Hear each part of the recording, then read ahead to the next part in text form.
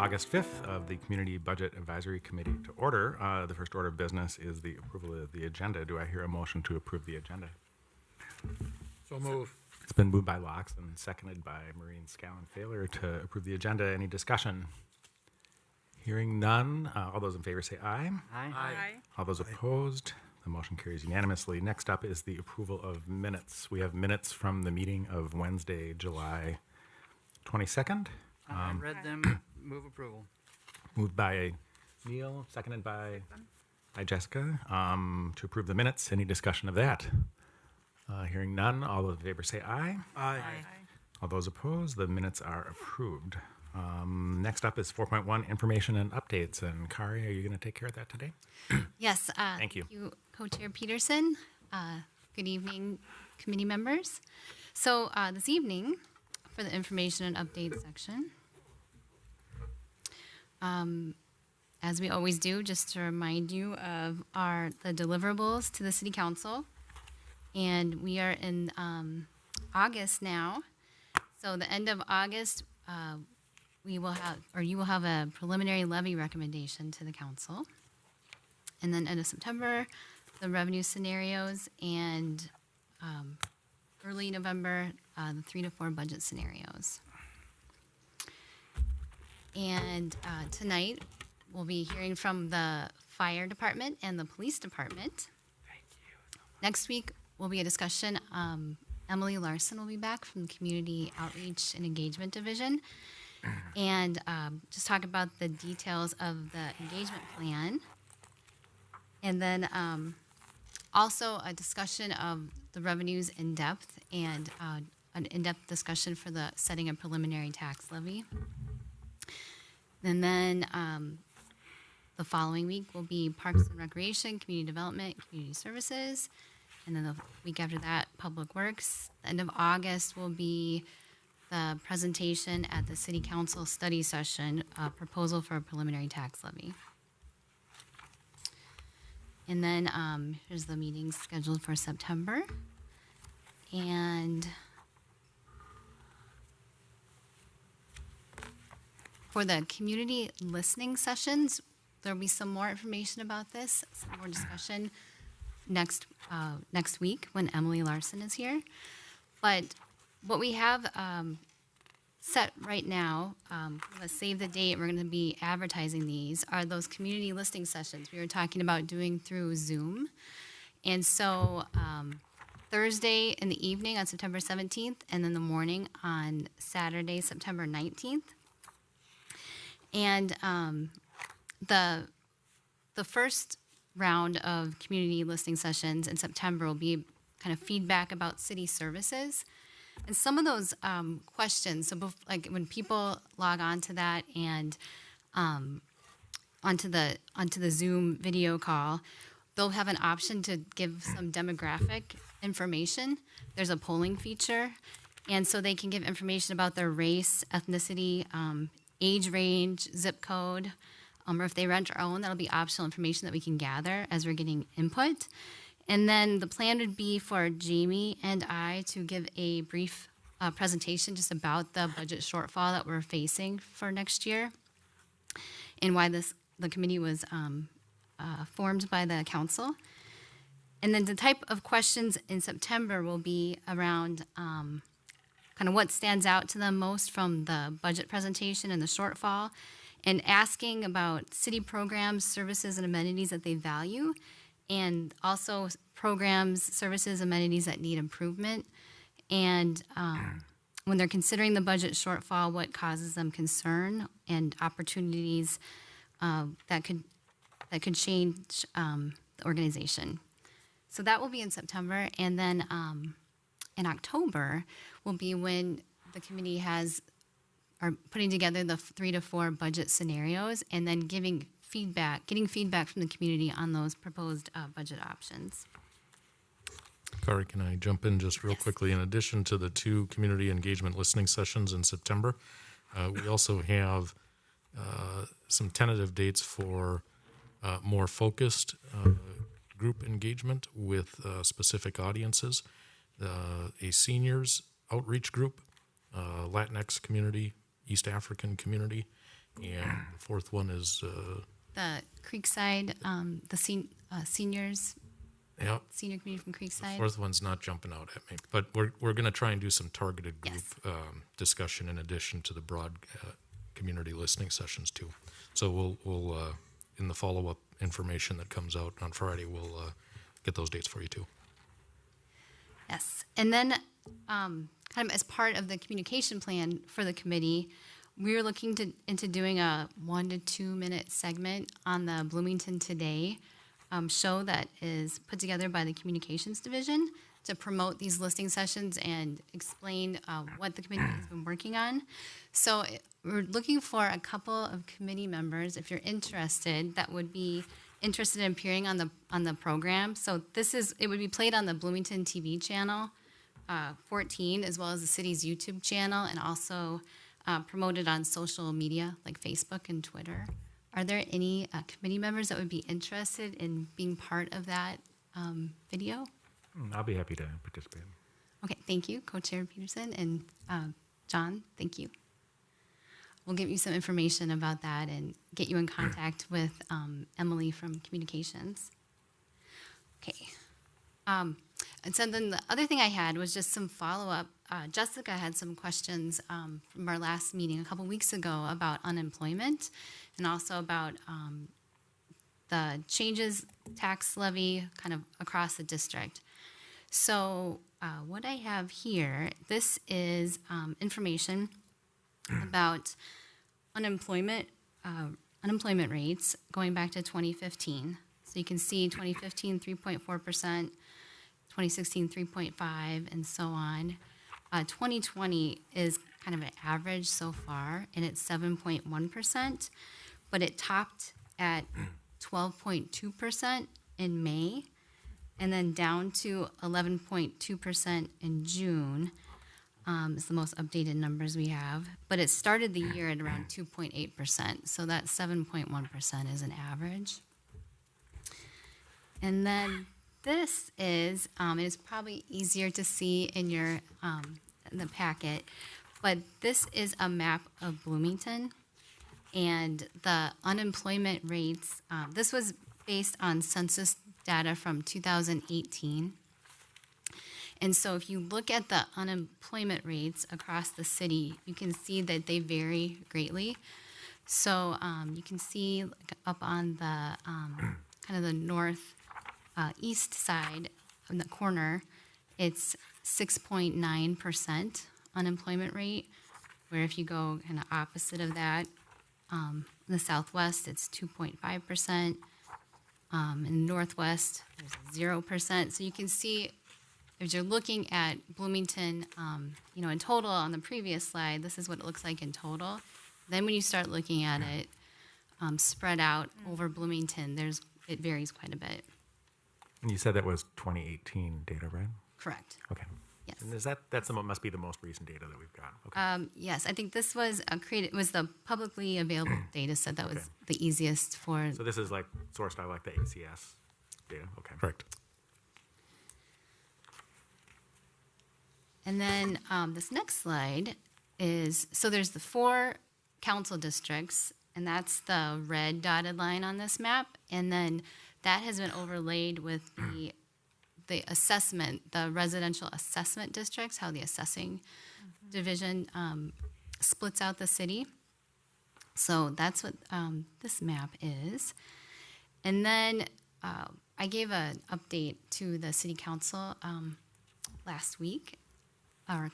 And one of their questions was, we shared some information like we normally do about the median value home for Bloomington, and they wanted some more specific information by district, like an example of a median value home per district, these council districts.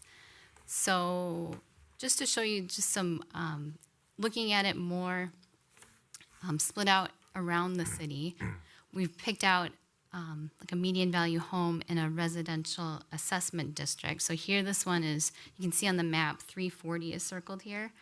So here is an example of a median value home of $335,700, and for 2021, that the value increased, the median value home by 3.3%. And what's laid out here is showing what the 2020 tax levy city amount per month is, and then how that would change if there was a flat levy, no increase in the tax levy, or 1%.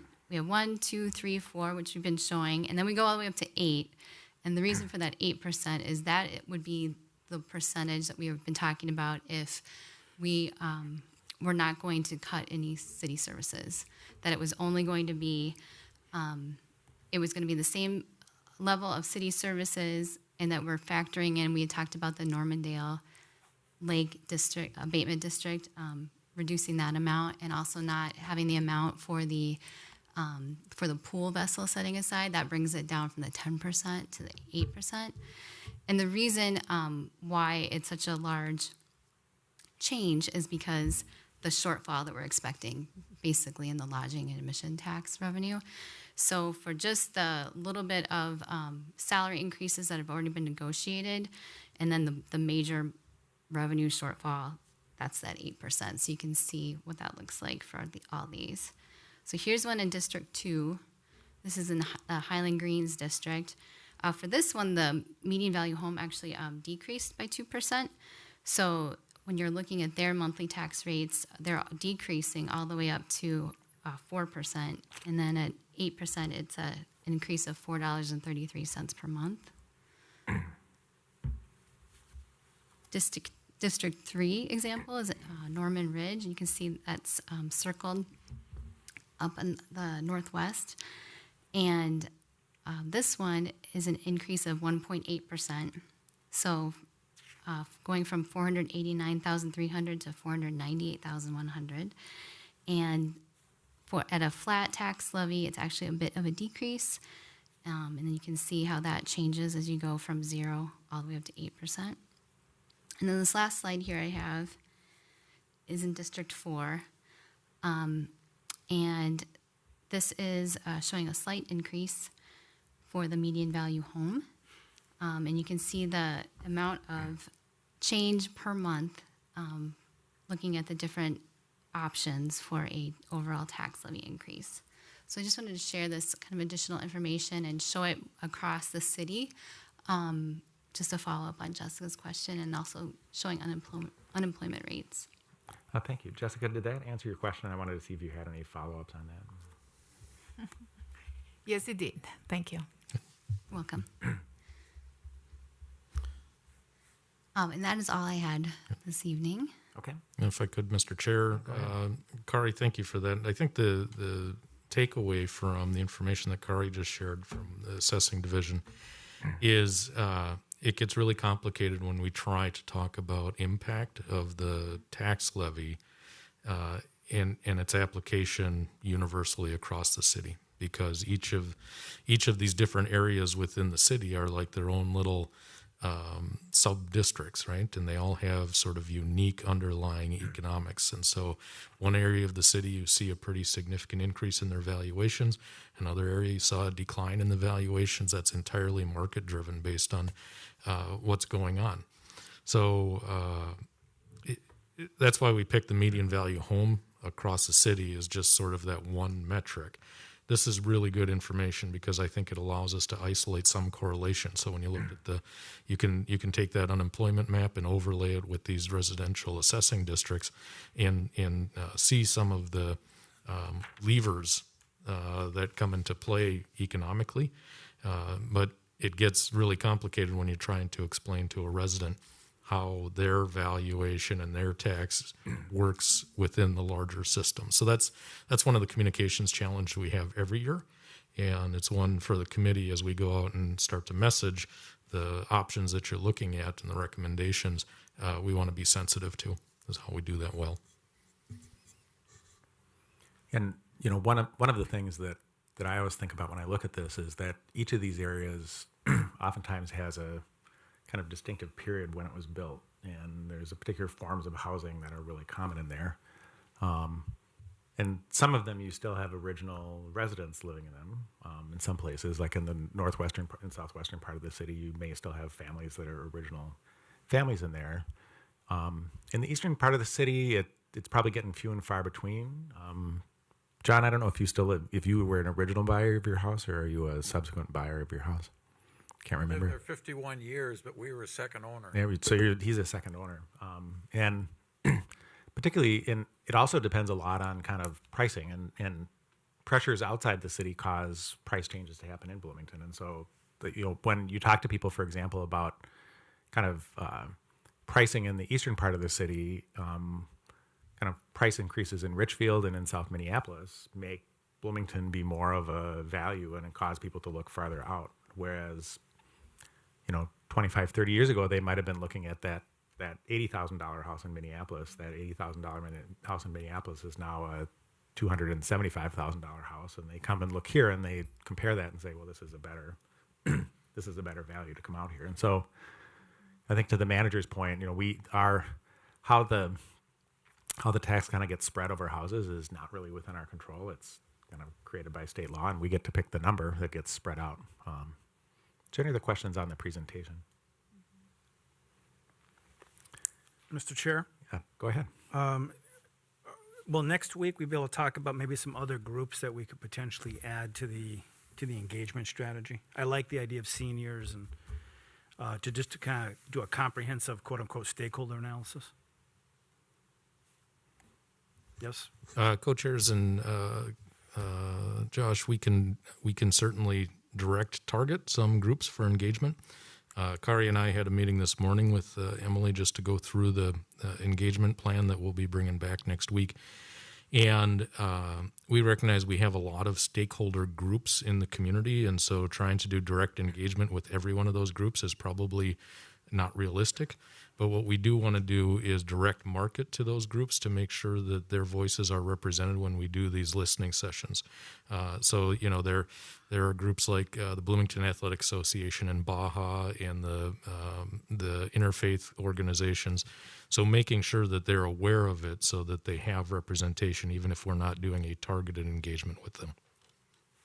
Great. And Mr. Chair, follow up. That might be a good role for the members of the committee, for those of us who are involved in some of the civic groups, to use our voices to encourage participation and just make sure that we've got folks coming to the participation. I'll certainly volunteer to help make some calls and send out some notes as well, just to make sure the word gets out, because I think with some critical decisions coming up, we don't want to get caught having made those decisions and people felt like they weren't consulted. Mm-hmm. So I think here's what I'd propose that we do is that if you have ideas of groups that ought to be contacted, you could provide those directly to the staff. And then I think the staff's in a position where they could probably provide a template that you could use to kind of communicate to a group that would be pre-drafted, so that you could just kind of go and say bing, bing, bing, and I'm going to connect this group up. And that's in the form of invitation to come and participate. perfect. And I think the other thing that's important to note is that we really want to work hard to make sure that we hear the voices of everyone. In the meetings, what we're going to find is that some groups will be more organized than other ones, and we're going to have to pay a little bit of attention to make sure that if there's a set of voices that maybe aren't as organized but are coming to the meeting and represent a point of view, we got to pay attention to, where that we're appropriately paying attention to that. Maureen, you had your hand up. Yes, thank you, Mr. Chair. Jamie, I didn't hear you mention anything about the business community, so the chamber being obvious.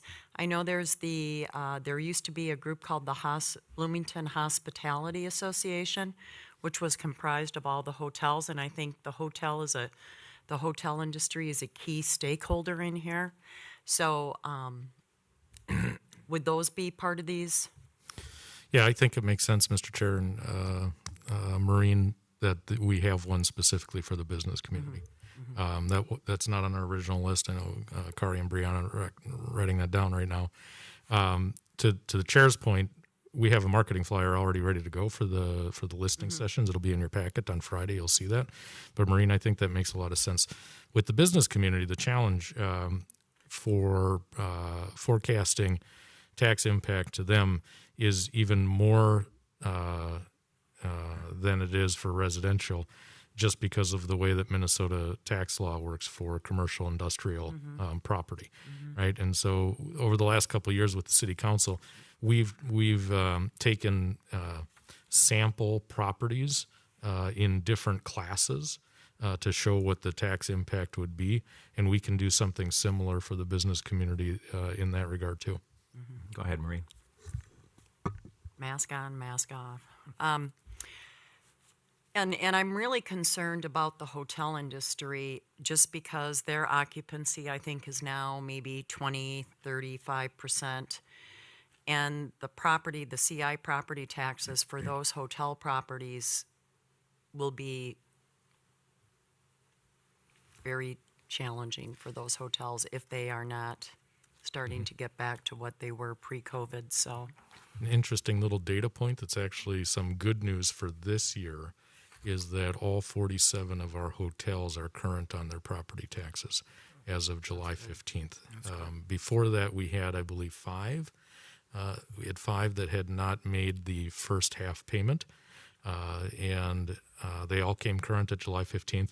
3 of those properties are only at 90% because they're reserving their right to tax appeal, but the rest are fully paid. So that's good news for this year. Okay, any other questions on the presentation? John? Yeah, I want to be careful not to belabor, but I love the idea of circulating the marketing piece. Are we going to be at a point where that marketing piece can have a few targets so that we've sort of got a marker out there that people could react to, something sort of concrete, even at the outset of inviting people to provide comment, or are we going to kind of tear this out a little bit? I do really think that we'll get much more meaningful input the more specific we can get something out there for people to react to, recognizing that none of this is going to be perfect in terms of input. Any other input? Okay, before we go on, I wanted to just report on, I went to the city council meeting on Monday night to talk to them and give them their monthly progress report. And if we can actually just leave the slide up there, because I think the slide's a useful thing to talk about the particular part of the conversation that I wanted to talk about. Based on the initial conversations, could you go back in the presentation to the District 4 slide that was just up there? Oh, yes. Yeah, that's the one that I want.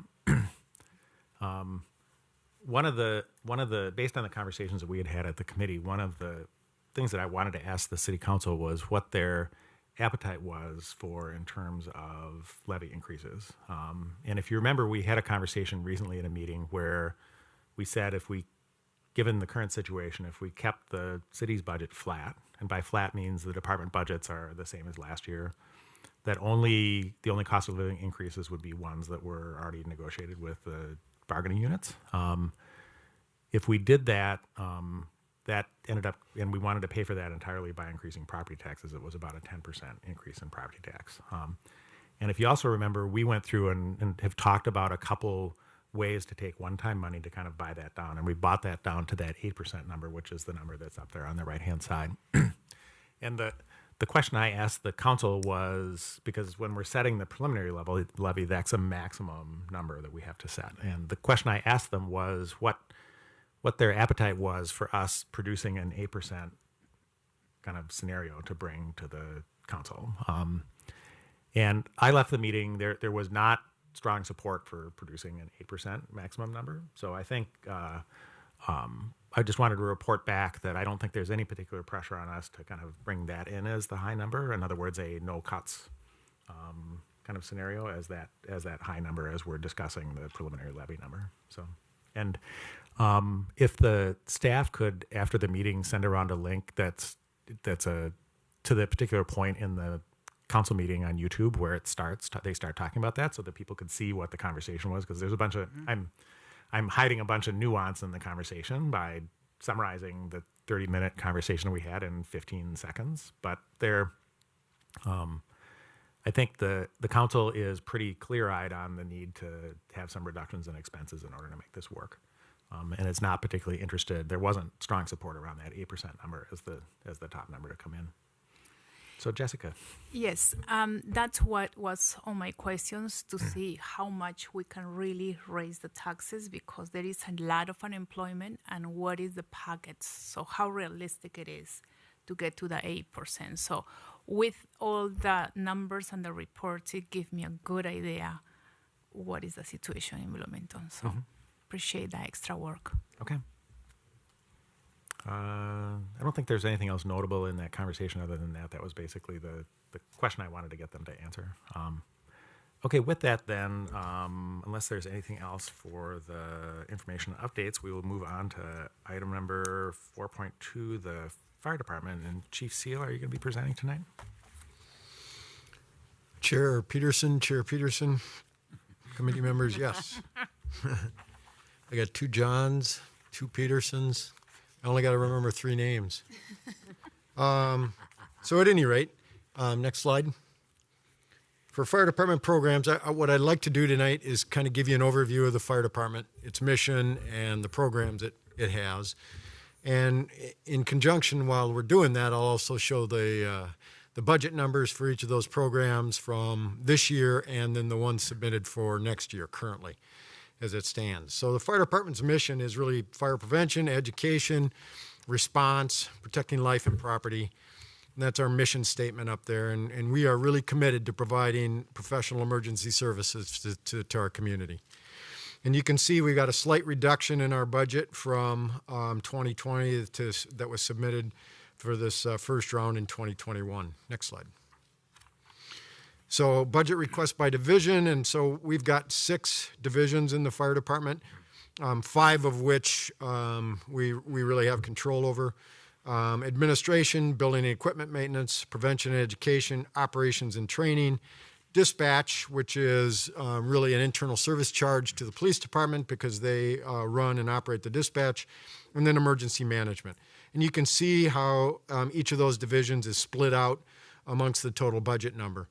And as we get to the end of this, I am prepared to answer questions if you got questions about specific divisions as they're listed here.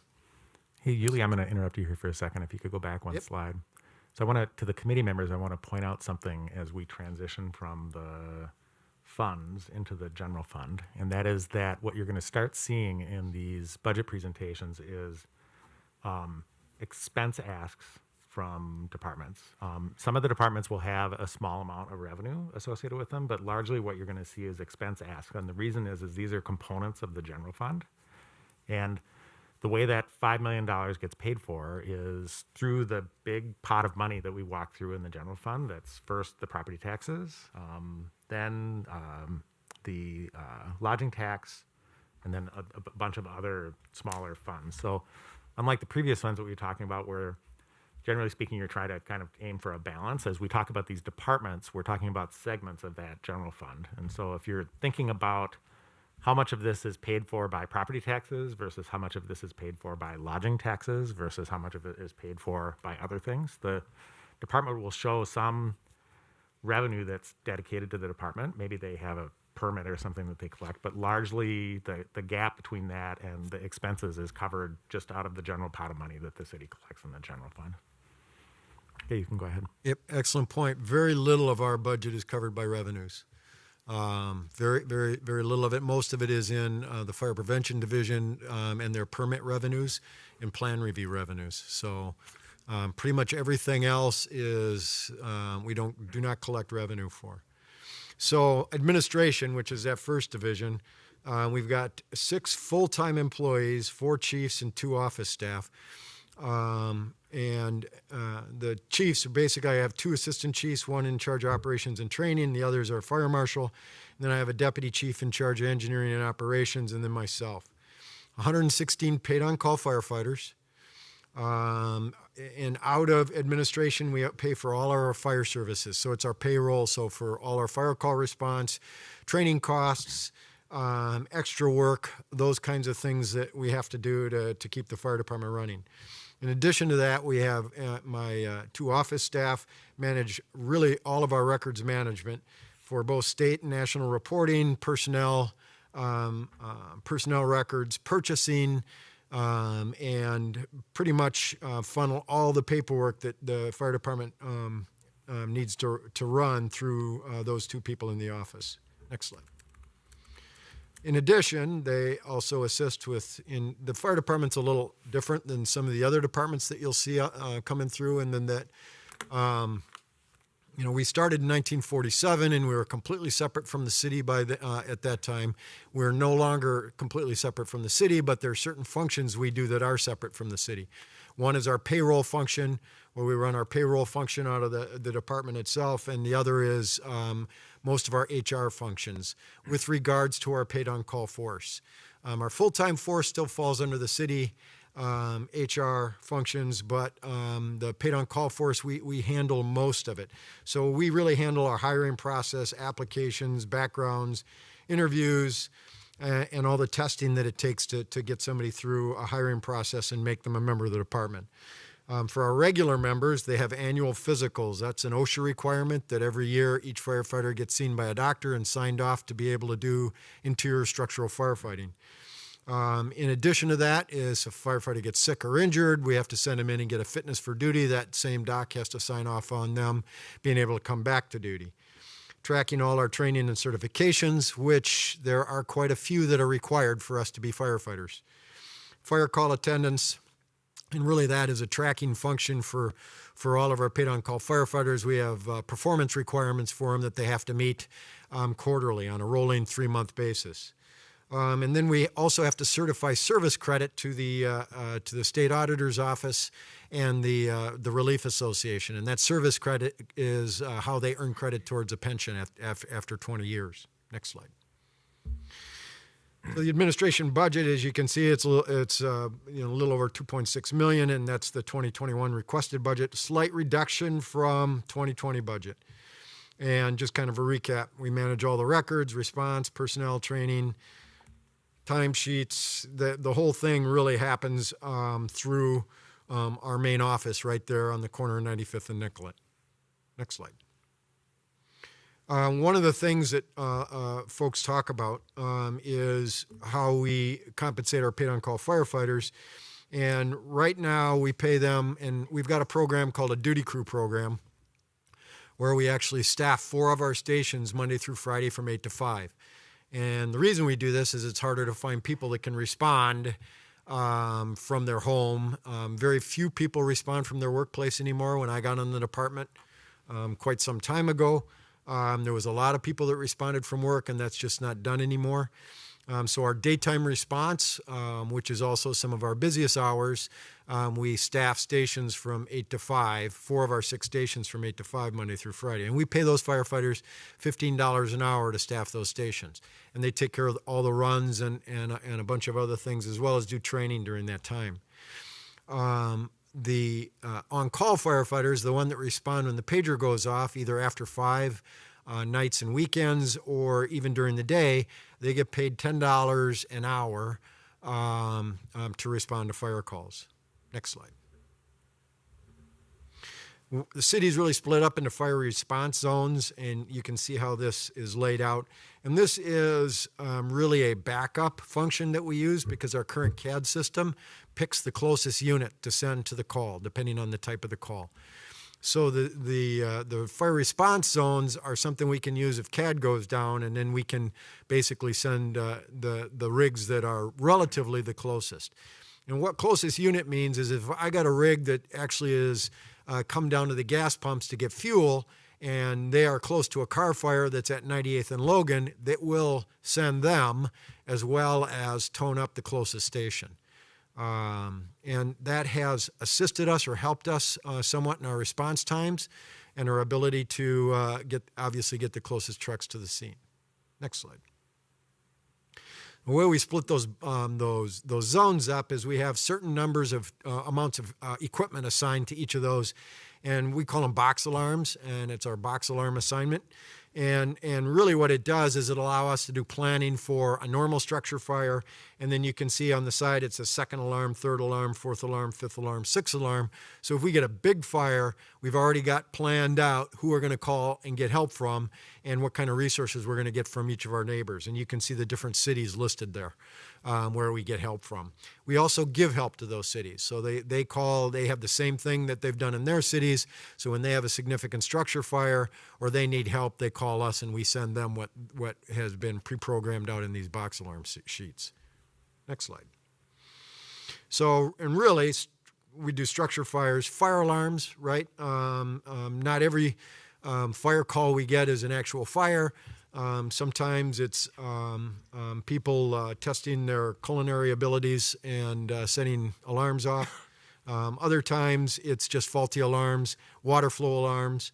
We do rescues, vehicle crashes, other entrapments and extrications, water and technical rescues.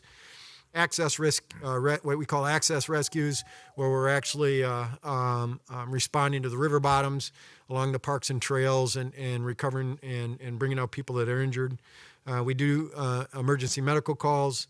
We don't do all the emergency medical calls. We share that duty with the police department and have been working with them very closely to try to bring that closest unit dispatching to medical calls as well. And that's kind of a work in progress, but we're getting there. Respond to hazardous materials or toxic material releases and contamination, and then we have non-emergency calls. Invariably, it's Friday about 2 o'clock in the morning or Saturday at 2 o'clock in the morning when somebody's smoke detector starts to decide, the battery decides to die and it starts beeping and they call and we send people out to figure out what the problem is, whether it's a CO alarm or a smoke detector. So we get some non-emergency calls, cutting rings off fingers, etc. So next slide. Our fire prevention and education, that's our next division. They've got 4 full-time inspectors, and they're also firefighters. So they also engage in fire call and emergency response. They're also responsible for determining our fire cause and origin for all the fires. By state statute, we're required to determine a cause and origin for any fire with damage of more than $100. So that just about means any fire. And they also work very closely with the police department and the detectives from the police department when we have identified the cause as arson and there's a crime involved, and then we work jointly with the police on that. They also do fire code compliance inspections, and they do somewhere around 3,000 inspections in a year. The number you see up there is 2018's. That's the last number I had that I could get very easily. But that includes both annual inspections, follow-up inspections, final inspections for a new building that's been built, fire alarm testing, anything that has to do with the fire code that requires an inspection. In addition to that, we do fire safety education and provide these education programs and safety information to the public. The busiest time we normally have is in the fall when we have school programs and go out into the schools, especially in October. That's Fire Prevention Month, and we spend a lot of time putting programs out that way. As I said before, sprinkler and fire alarm inspections and plan review, and in addition, we review plans and inspect special event layouts for life safety and code compliance. So if somebody's putting up a tent somewhere for some kind of event, we usually are involved in that as well. Next slide. On top of that, they also this division also partners with Community Outreach and Engagement Division. Pre-COVID, we actually had done some splash pads for the kids in the summer, and we do tours of the fire stations. We took trucks out to different events and provided fire prevention message when we'd show up. And then we also usually do a Salvation Army bell ringing right around Christmas time. Next slide. Okay, which one was the next slide? Is this it? You're testing me. There you go. That's all right. Our fire prevention budget, you can see there's a slight decrease once again in 21 from 2020. And it really covers our fire prevention programs, code and plan reviews, code inspections, and fire investigations and cause determinations. Next slide. And by the way, anybody can shout out any question if they got one. as we're going through this. Building and equipment maintenance, that's our third division. And really, it's about upkeep of our response apparatus, our trucks, as well as all of our equipment that goes with that. And in addition to that, that division works to improve our built infrastructure and improve working conditions for our firefighters. Most recently and most notable, this division and the deputy chief in charge of it was in charge of building new Fire Station 3 on the east side that just recently opened on July 27th. But they take care of specification and acquisition of all new equipment and tools, including trucks. So all of our apparatus specifications, they also train and operate our drone. Our drones, we have 3 drones that we operate for search and rescue purposes. Our self-contained breathing apparatus, which is about $1.5 million to put self-contained breathing apparatus, is on all our trucks. Upgrading tools and equipment. So really everything we have with regards to tools and what we do when the rubber hits the road and we go out to do and respond to a call, this division takes care of. Next. So you can see that budget request there. There's a slight increase in 2021 from 2020. And that increase is due to some software acquisitions that we are putting in place for automated station alerting and some increase in costs for our training facilities and a few other things. And it's really only about $30,000, a little less than $30,000 that we held the increase to. So we had proposed for earlier this year the addition of a fleet maintenance emergency vehicle technician, and we've got that on hold right now based upon the change in the world right now. Our Fire Station 3 project, I mentioned that already. That opened on the 27th, and that was really a interdepartmental team that include Public Works, Planning, Engineering, Port Authority, Finance, and Inspections, and just a tremendous group effort to get that facility up and running and open. And this division also identifies issues with our existing station and coordinates with Public Works for repairs. And like I said, they do all our equipment specification and research and development. If we have some new stuff we're looking at and that we want to try to adopt or adapt to, that's the division that takes care of it. Next. So there are 2 fire equipment funds. Actually, they're part of one equipment fund, but they're split for the fire department. Large fire equipment fund and small fire equipment fund. The large fire equipment fund basically takes care of all of our vehicles.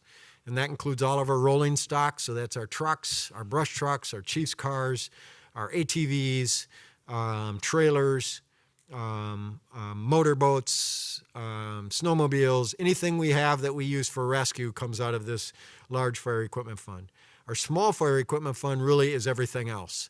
Hose, nozzles, our self-contained breathing apparatus, tools and equipment, pretty much everything else comes out of this. Our EMS equipment, our AEDs, some of our cardiac carry equipment, all comes out of this small fire equipment fund. Next slide.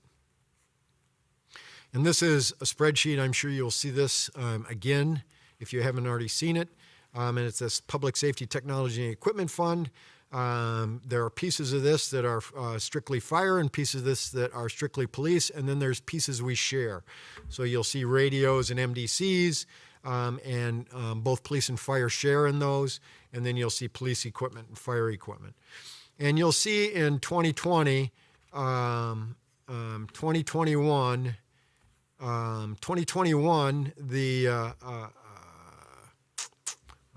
always get lost in this sheet here. Yeah, 2021, it's a $375,000 budget request, same as 2022. And I believe that's $275,000 for putting into the large equipment fund and $100,000 into the small equipment fund. And you can see those numbers as they move out from 21, 22, 23, 24, and so on. And like I said, large equipment is fire trucks, and sometimes those are substantial costs, and small equipment is all the rest. Next slide. Operations and training, and this is run by my Assistant Chief Operations and Training, Jay Forrester. So he's really responsible for maintaining fire response, providing effective response to not only fires in the city, but everything else. As you can see, EMS, hazmat, technical rescue, in response to everything. And so that is a pretty big lift, and it also happens to have one of the smallest budget line items. But it's a pretty big lift because we're training all 116 of our paid-on-call firefighters to meet every need that the city might have when they call. So he spends a lot of time putting that program together and making that program work and run, as well as then showing up and being an operational incident commander and monitoring people's performance on the fire ground. Next slide. So, and part of that is ongoing training and certification of all firefighters. That's in firefighting, hazmat response, emergency medical services, technical rescue, OSHA required training, incident command and management training. All of those bullet points have some requirements in standard for us to even be a firefighter. So most of our people, when we hire them, don't have any of these skills, and we train them ourselves. We bring them up to this level ourselves. It usually takes us about 18 months to get everybody completely trained up to where we need them trained. We usually have them riding trucks before that, but before they get on a truck, they have the prerequisite skills to be able to do certain things before we even put them on a truck. But all the training that you see up there takes about 18 months for our paid-on-call firefighters to get through. In addition to that, we do ongoing training for all of our firefighters. There's OSHA requirements for firefighters and training requirements for firefighters that have to be met by OSHA on a quarterly basis. We actually train weekly and have monthly requirements, as well as there's only so many trainings that they can possibly miss in a 6-month period. If they fall below that number, they have to come in and take tests and demonstrate competency before we'll let them back on a truck. Next slide. Our firefighting and training budget, slight increase once again over 2020. And that slight increase is directly related to some software again and some of our alerting efforts we're trying to do to automate some of our alerting of our firefighters. But really their focus is emergency response and our ability to handle our calls, and training program for everybody. And then just as important in my mind is looking outside our own little clearing to advance our tactics, tools, equipments, and methods. So we're constantly looking at the rest of the world, not only the challenges that they face and how they're meeting those challenges, but upcoming challenges and how we are going to meet those. Next slide. Fire dispatching, pretty straightforward. Like I said, that's a internal service fund transfer, and that number stayed the same from 20 to 2021. Next slide. Emergency management and preparedness. I'm also the emergency management director for the city, and really that division takes care of participating and preparing the city for major emergency events, including nuclear, biological, chemical weapons, and chemical weapons of mass destruction and man-made or natural disasters. We also have the Bloomington Communications Group, which is our ham radio operators, and they continue to operate, and they operate under the auspices of the fire department. And the whole key there is that we're trying to prepare for citywide emergencies. Probably the most notable thing that people see from this is the warning sirens that you probably heard at 1 o'clock today, first Wednesday of the month. So the sirens go off. We have 22 of those sirens in the community, and this division's budget takes care of maintenance, repair, and replacement of all those sirens. Next slide. So you can see we prepare, update, and maintain emergency operations plan and continuity of operations plan. We try to maintain our city emergency operations center capability, and update and maintain the city emergency sirens, as I said. So there is a decrease from 1 year's budget to the next, and the majority of that decrease is rather than replacing another siren, we're upgrading some existing sirens. Generally, we try to replace one siren a year. Next year, due to budget restraints, we're just budgeting to upgrade a couple of sirens. So, and what do I mean by upgrade? Currently, a number of our sirens, even though they're newer sirens, are direct power. In other words, they draw their power from a power pole nearby. The upgrade is actually replacing direct power with battery packs, with chargers from direct power. So if the power is taken out, that the sirens will still sound. This is a problem that has happened in other communities, most notably Rogers, Minnesota, a number of years ago when the power went out before the tornado hit. Tornado hit and none of the sirens went off because they had no power. So we're gradually putting battery packs on all our sirens so that they can still alert us if we lose power during the initial phases of a storm. Next slide. So really, we're working very hard to meet expectations. You know, the public expects a rapid, trained, and equipped professional response when they call for help. The needs of the city and its inhabitants are changing, right? Constantly changing and growing. The built environment in the city is growing. And it was growing and changing at a really dramatic pace, I believe, before the COVID. Once that came, things have slowed down in some places considerably, but we must continue to change and adjust to meet these changing needs in the community.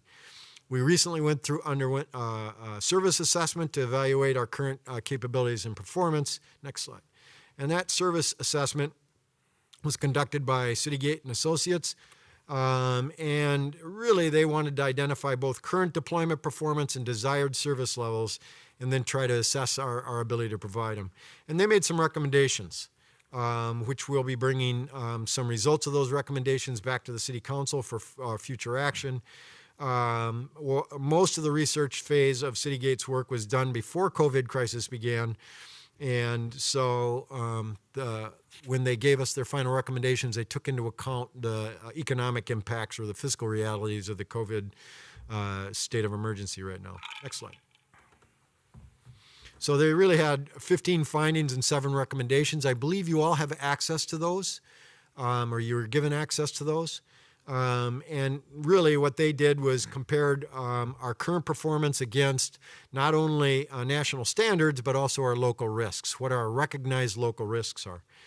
And so that analysis really was the basis to make some recommended changes. What they did find, to just shortcut to a couple of those recommendations, is our fire station locations are good. They either need to be in the same spot or very close to the same spot to provide the coverage we need in the city. 6 stations was the right number. They had some additional forward-pointing recommendations for us to keep track of. And most namely, I think, was tracking our ability to attract and recruit paid-on-call firefighters into the future. We've already begun to, or we already have, with the help of finance, a capital replacement plan for the 4 fire stations that are the old fire stations out there that are still needing replacement. Next slide. Forecasting needs, so fire services, and when you see that as a line item in a budget, it's really talking about paying for fire calls for our paid-on-call firefighters, their training, and all those issues that are part of fire services. And you can see there's been some dramatic increases in that, and some of that is due to increased call rates, and some of that is due to us adjusting how we pay our paid-on-call firefighters due to the amount of time they're spending, and us having to meet some other rules and regulations out there in the world that we need to meet. I think probably the big wild card in that number year to year to budget is how many calls we have. I've really tried hard, but I can't get my customers to agree to schedule their fires for me yet. So I can't plan ahead. So it's whenever they happen, and sometimes a lot happens, and sometimes we're slow. And then forecasting needs, the large fire equipment fund, you will see there's some increases, probably some significant increases out years. We did do some adjustments to our fire fleet, reducing we had 6 ladder trucks, we're reducing to 4, replacing them with a different kind of a vehicle at a savings of several $millions. But even with that, I mean, we have nine fire engines, 4 ladders, 2 rescues, 6 brush trucks. We got a lot of rolling stock that we have to continually maintain, and that's why the cost in that fund looks pretty big. Next slide. Same with the small fire equipment fund, forecasting needs out in the future, because everything we use has a shelf life to it. All of our turnout gear, all the fire clothes we wear in the fires, our SCBA, everything has a shelf life on it, as mandated by standards. So the fire clothes we put on a firefighter, helmet, boots, gloves, has a 10-year shelf life on it. After 10 years, we have to get rid of it and replace it. And that ensemble per firefighter probably runs somewhere around $5,000 just on the clothes we put on. That doesn't include the self-contained breathing apparatus. And then staffing, ongoing, meeting the needs based on risk and exposure. We are what I think is a big city. We've hired 56 since 2016, 19 resigned, and 3 have terminated. Most of the resignations were because they didn't realize how much work this was going to be. When they said, yes, I want to do this, and then they found out that it meant, getting up and all hours of the night, or leaving your family during family obligations to respond to calls. It has been difficult for us to keep up with attrition, and there's various reasons. Like I said, time commitment, life change. It wasn't what they thought. Next slide. Currently, we've got 111 paid-on-call firefighters, 8 career firefighters, and we have rolled short, so response issues, just to make sure you're aware of it, rolled trucks short with 1 or 2 firefighters. Actually, that number is more than 70, but it's 60 times when we did the count from July, for most of the month of July. The other thing I want you to take note of is that we got 45 firefighters with less than 5 years experience. And most of those firefighters, when they came to us, had no experience, 0. And the people we're getting today, we have to teach them how to swing an axe. We got to teach them how to run power tools. It's not that they can't, but we're just starting at a different level than we were 30 years ago, where you get people that would come in that were used to handling tools and equipment. And so it's different. So that just adds to a training time. It also adds to our inexperience level. So because of that, our command staff really has to fill in. When a truck rolls short, our command staff is rolling. We typically roll pretty heavy with our command staff because we are taking those chiefs as they respond and plugging them into crews for response if needed. Or if it's a really green crew or a really new crew, that chief goes along with them and takes care of them, helps them along, mentors them, makes sure they stay safe because, we do some pretty dangerous things at times when we're making entry into structure fires or hazmats, those kinds of things. Next slide. Fire pension fund. Each year, an independent actuary calculates the fire pension liability to 2 years in the future. In 2021, that pension obligation will be $1.3 million based upon investment performance of the pension at the end of 2019. So this is something a little bit difficult to understand at times, but it actually lags a year. So at the end of 2020, closing bell on December 31st, what the fund is doing will actually, and then the subsequent actuarial of that closing bell date will actually determine the pension contribution for 2022. So it lags a year. So it's really that pension fund obligation is impacted by market volatility and investment returns, as well as firefighter demographics. It's the odd thing that the younger firefighters actually provide more of a liability to the pension fund because they're going to be there longer. I'm not an actuarial. I don't pretend to be, and that is some magic that I don't understand. So pension revenue is really received by basically two sources, although they got 3 bullet points there. state aid, and you can see state aid every year we get somewhere around $600,000 from state aid, and then the city property tax levy. And 2021, it's proposed at $1,050,000. Number of years ago, finance, and we've done the similar thing with our fire equipment fund many years before that, but we actually started a similar fund for the fire pension fund, because what would happen is you'd have a year where market volatility created a problem at the end of December and created a very large contribution. They put a fund in place where we could try to take some of those big spikes out of the annual contribution made by the city. Steve, Chair Neal, and Chair Steve, you both probably remember those spikes. Next slide, please. And this is the spreadsheet from the Fire Pension Fund. If you got questions about that, Kari's the expert. Next slide. Oh, I just got to end with a joke. Don't you just hate it when someone knocks on your door and tells you you have to be saved or you'll be burned, or you'll burn? And yeah, it's always the firefighters doing that. Next slide. This is a real picture. It's not a painting.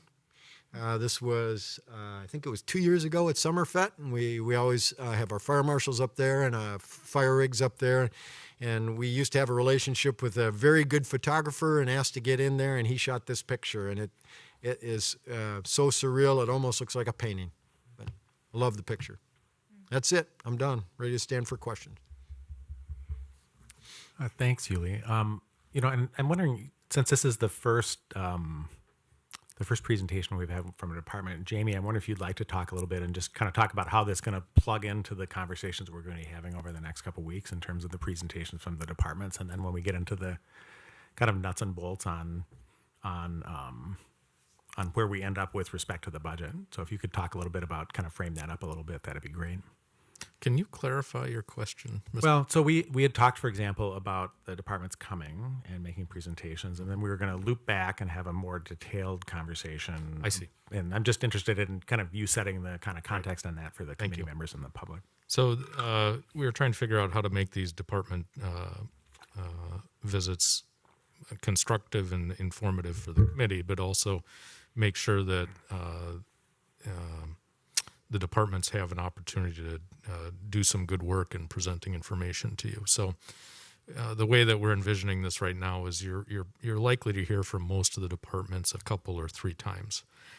So for the purpose of the first visits here, this is really a conversation for understanding and to ask questions for information that maybe wasn't clear as part of the presentation.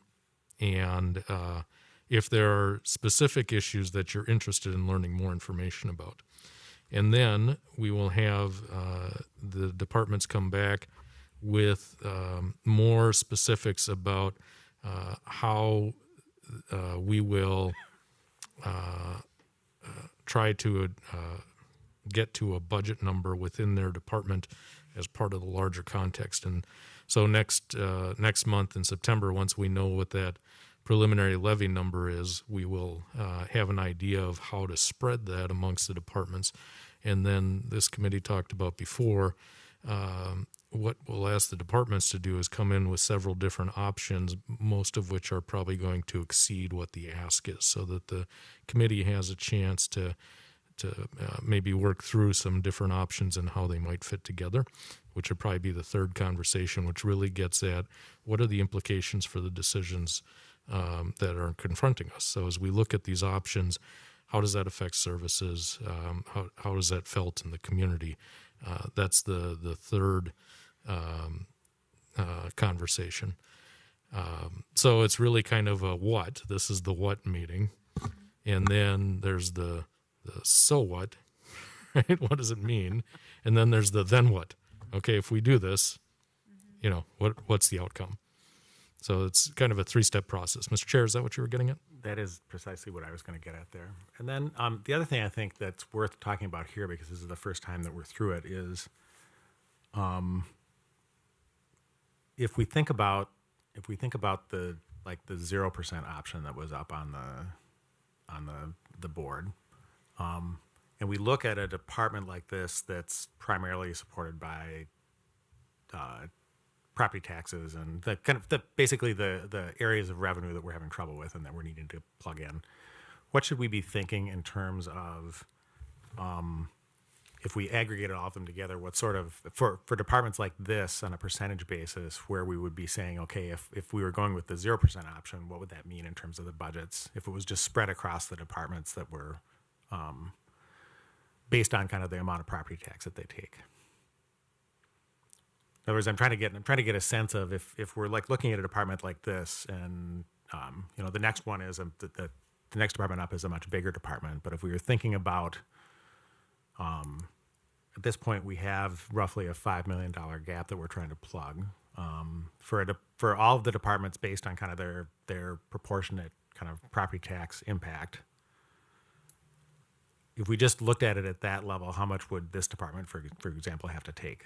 And it could be a percentage basis or it could be a dollar amount. I'm just trying to get a sense of what that would be at this point so that people can start to think about what that would mean here. That specific number I don't have this evening in terms of how it would break out. So that would be the follow-up for our staff to come in and show you that. One of the other things we'll want to put into that too is also to look at the budgets and say, what is sort of discretionary and what's not discretionary. Right. And some of that is going to depend on staffing levels and work capacity, those types of things. So there are differences in some of the departments about the kinds of services they're providing and whether they're necessary and obligated for the functioning of the city. So that's the other piece that'll come with that. Mm-hmm. So I think that's the thing, just looking, if you, like in the packet on page 73 where it has the budget request and it's kind of broken down there, it's good to start thinking about if that, for each of these as we're going through and looking at it, if that number was lower, what would we end up doing? And that's what the departments are intending to provide as they come back. Other questions? Good question. Yeah, Neil. Have we talked about unfunded liability on the pension? Is there an outstanding unfunded liability on the pension? Mayor Peterson, do you want me to take this? Yeah. Slipped right back into the past. Ex-Mayor Peterson. Used to be. Yeah, it's been from being around too long. Currently, the pension fund is over 100% funded. However, every time the actuarial does an evaluation, there are liabilities. And to maintain those abilities, or to maintain funding for those liabilities, that's what the formula they use to continually generate the required contribution. So what that funding ratio means really is if the pension was closed today, would they have enough benefits to pay out their obligations? That's really all that means. But we are not underfunded. I never say we're overfunded. We're in a positive funding balance, at least until December 31st at closing bell time, which really depends on what the market's doing. So probably one of the answers you're looking for. I believe the pension fund is very well managed. A significant part of that pension is managed by the State Board of Investment. There's a very small portion of that is managed with some independent investment units that the board manages, and members for the city that sit on the board are myself and the CFO, Lori Economy Scholler.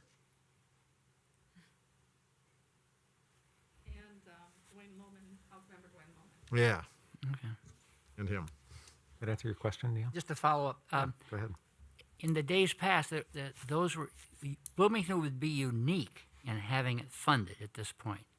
Because aren't there an awful lot of the communities, the larger cities, who are way, way buried underfunded? So in 1980, all career fire and police that were hired after 1980 were automatically put into the state Aero Police and Fire. Okay. So there aren't any really other cities that have pension plans. We're kind of the last large pension plan for a fire department that's not being managed by para. There are a lot of smaller pension plans for smaller paid-on-call or volunteer fire departments, but those plans are usually much smaller, and the communities that those departments protect are usually much smaller. Yeah. Other questions? Josh? Mr. Chair, Chief Seal, thank you. I'm just reflecting on kind of the challenge of this group, which is to deal with a pretty challenging situation, and then reflect upon our neighbors who are paid on called first responders who that buzzer goes off in the middle of the night and they run out of their house risking their lives to respond to a fire or an emergency. And then I look at what's happening with our economy, and I think we're here tasked to plan for the worst and hope for the best. And so when you think about these competing challenges and the people that are under your command, how do you approach the very real possibility you're going to have to make some cuts, and at the same time you're protecting people's lives? How do you approach that as you think about it and work with your teams? What's your strategic framework? Well, two things, and this was pointed out by by Citygate and Associates. There are no statutory requirements or laws requiring a level of fire protection services or that you have any fire protection services at all. Once you decide to have fire protection services, there are laws and regulations about what exactly and how you run those and how you manage them and what level you train to. So the City Council has full authority to determine the level of fire protection services provided. I think the challenge that currently exists and the challenge that will continue to exist is managing our responses, trying to meet the needs of the citizens and do it as safely as possible with our firefighters. Firefighting is a team sport. Generally doesn't work well when we show up in ones and twos. We have to show up as a group, as a small army, and tackle our task. Most communities where they can't muster the army, they have negative outcomes, or they end up depending a lot on their neighbors or other people to help them out, which is a delay in that process, right? I mean, if your first fire truck's coming from a surrounding community, it's gonna take a while to get there. I think it would take a lot for us to get to that point where we're depending upon our surrounding communities. But I think my challenge and my strategic look at this is how do I apply the resources that I've been allocated and do the best job I can to provide the service the citizens expect, and keep my people safe. And that's a challenge because, like I said, this is a team sport, and if you can't field a team, it's hard to play. So, Mr. Chair, if I may too, Josh, in response to your question, building a little bit off of what Chief Seal said, that there is no requirement for a level of service when it comes to fire protection. I'm reminded of a city that I used to work in when they were contemplating whether to make some pretty significant investments in their fire department because the department's response time was far greater than what the expectation was in the community. Had one council member actually arguing that that's why you had homeowners insurance, so it wasn't up to the fire department necessarily to protect your investment. That argument did not necessarily win the day, but the response time is one of those metrics that we look at. It's prominently featured in the Citygate assessment report. If you had a chance to read through that, but every minute counts when you're responding to a fire. And Chief, you want to talk about why every minute specifically counts? Yeah. So whether you're talking about fires or medical emergencies, every minute does count. Specifically for fires. In today's environment, right? It's not the same environment that I came into the fire service with. In today's environment, most of the contents of any building are created, made, or manufactured from petrochemicals, plastics. They're all hydrocarbon based. So the BTU loading in today's current structure is much, much higher than it was in 1976. So what does that mean? That means that fire progresses very quickly. Where in 1976, it took 30 minutes for a fire to reach flashover. In today's world, if there's enough oxygen, it only takes about 3.5 minutes to reach flashover. What generally happens is the fire becomes what we call ventilation limited or starved for oxygen. And so it will tamp down, and then when somebody opens a door, opens a window, tries to escape, that feeds it some more oxygen, and you get very, very rapid fire growth. So if you look at response times and the fire growth curve, in most cases, the fire is reaching a growth part of their curve where it will very quickly involve more than just the room where the fire started in, usually in less than 7 or 8 minutes. And there's very few fire departments in this country that get to a fire after the fire starts, after ignition, in 7 or 8 minutes. So we're battling a time curve there. And so when we get there, what we're finding is these ventilation limited fires that once we make entry, it feeds it oxygen, it accelerates the curve. We either have to extinguish it very rapidly, but while we're doing this, we also have to extend searches, because when you think about a fire reaching flashover in 3.5 minutes, or because it's lost the ability to get enough oxygen and tamps down in 3.5 minutes, basically that gives you very little time to escape.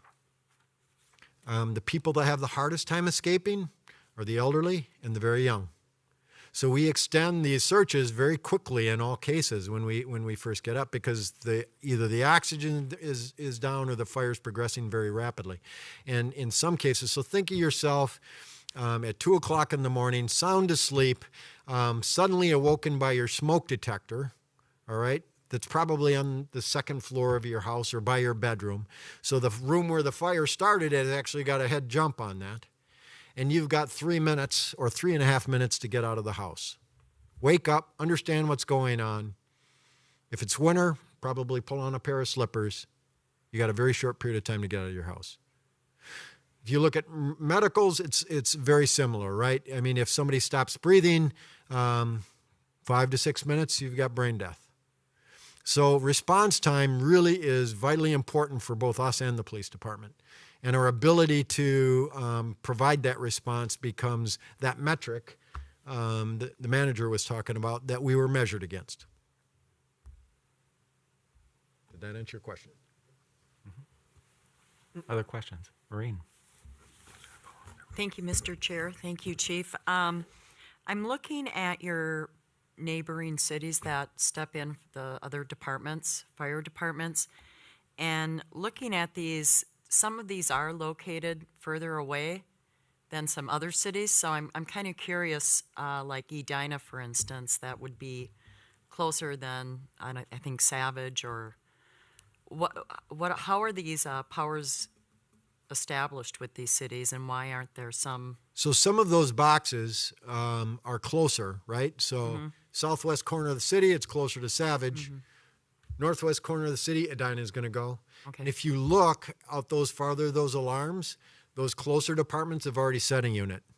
So we try not to strip our neighbors of all their resources. We usually only ask for an engine and or a ladder and a chief from those departments to respond. So as the fire gets bigger, we draw from farther out. Just out of curiosity, Chief, does the Metropolitan Airports Commission and their fire department ever assist the city of Bloomington, or? Yes, they do, and we assist them. Okay, thank you. They're actually one of our auto aid partners, what we call an auto aid partner. So they'll get an inbound jet, and we'll get a call with smoke in the cabin, and we'll go and pre-stage at the gate at the end of 34th Avenue. Where their fire station is, and we've got people that are trained to be able to lead our fire units in, and we've got the pass keys to get in and actually take them down runways to assist fire if they have an incident at the airport. And we probably, they're very good at what they do with aircraft firefighting, and we provide a lot of assistance to them when they have structure fires. Josh. Well, I was just going to have a follow-up question in terms of the emergency management. Does the city participate in the IPAWS, kind of the integrated public kind of warning systems where you can buzz cell phones in the event of... Integrated Public Alert and Warning System, Yeah. yes, IPAWS. Yeah. So, yes, we do. The county is, Hennepin County Sheriff's Office is actually the alerting point. We can request them to set off individual sirens if we need individual sirens set off. So an example of that is in normal years when we have River Rendezvous, we've got a siren over there that's identified. So if there's, it may not be a severe weather threat that would normally trip sirens, but when you got a whole bunch of kids out in the park and you've got a line of storms coming in, we can sound that siren and move the kids to safety. And as far as alerting cell phones, that is done through county, that we can actually have a request for an alert put out. Most of the severe weather alerts that go out on cell phones are done by NOAA, and they handle all of those. Our alerts would be in the case of needing to do an evacuation in a specific area. Thank you. Any other questions? John. Chief, thank you, and I bet I speak for all my neighbors. The respect for the work you guys are doing is I think just about universal in this town. So thanks for that. Thank you. I don't know a lot about this, so I thought I heard you say that that the city generally does not charge for services. And so if that's right, tell me if that's wrong. But assuming that's right, I was just wondering if we've thought ever about pursuing, pay for some of the services, and if we did that, would that be unique, or are there some services that are routinely charged for by departments, and would that help this situation at all? So most of what we do, the answer is in most metropolitan areas, no. You get farther out in rural route areas where they are completely volunteer, and those usually they have to pay dues to belong to the fire response. And if you don't pay your dues, they'll stop at the end of your driveway because your fire number's not up, and whatever's happening on your property is your problem, not theirs. The short answer to your question is that the city is built out to such a degree that it takes the kind of operation to meet that need. To charge for an individual call to somebody's house would be, prohibitively expensive for any one individual to take up that call. The other thing that I have always been concerned about with people calling is that they worry about the cost, so they don't call. We see that in EMS now, where they worry about the cost. I don't want to have to go with an ambulance. I don't want to go to the doctor. It's going to cost me money. And many times they wait till their emergency is dire before they call. And then it always creates more of a problem. So we've always been, as long as I've been on the department, we've always been property tax base supported. And even when we were most people would consider all volunteer, after that changed, we still are, and it really has to do with the level of service that the city our size requires. So it sounds like no real natural opportunities to charge for some of this. Not really. And if we were to charge people's fire insurance, for the actual cost of the response, that cost is going to get passed on to them. Yep. So the way typically municipal fire services have operated is that they work really hard to have good fire service, because when they have good fire service, it actually saves their citizens money on their fire insurance. So we're a Class 2 fire department. There's actually 10 possible classes, with 10 being absolutely no fire protection and 1 being, something just short of nirvana. So we're a class 2, which actually gives most of our residential or all of our residential property owners and a lot of our commercial property owners a really good fire insurance rate. Our really large commercial properties are usually independently adjusted by larger insurance companies, but your normal size commercial or smaller commercial and all your residential properties where people buy insurance from insurance companies, they use that insurance rating to determine their fire insurance rate. Thanks. Yeah, that's been my experience too. These fire insurance rates seem very reasonable here. Just one other, if I could. I noticed the 600,000 or whatever it is, not huge, but not small, for the fire prevention fund. And what's your take if that was lower? Let's say that was half that for a year or two. What would be the consequences of that? I'd have to fire some of my people. And then I would not be able to do as many inspections. Most of that cost is really personnel. Not all of it. So that's what is it, inspections and things like There's that? some things I could cut out of that for a year or two. Some of the programs that we do, the school programs and those kinds of things, we could cut that. I've always been very protective of fire prevention because we reach a lot of kids, and kids are the right people to reach when you want to build good behaviors. Right. And so I tend to be very protective of that and not want to cut too much out of that. The other piece that becomes very important is the fire inspections of our properties.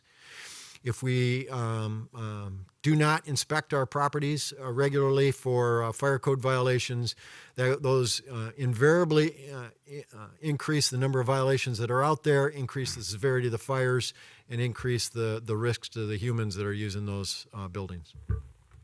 Thank you. Mr. Chair, I have a couple points while other ahead, Jamie. committee members may be thinking of questions they want to ask. One is for the chief. If we look at the staffing, we have 116 paid on-call firefighters. We're actually authorized for many more than that. The number I actually don't recall because it hasn't been relevant in the time I've been here.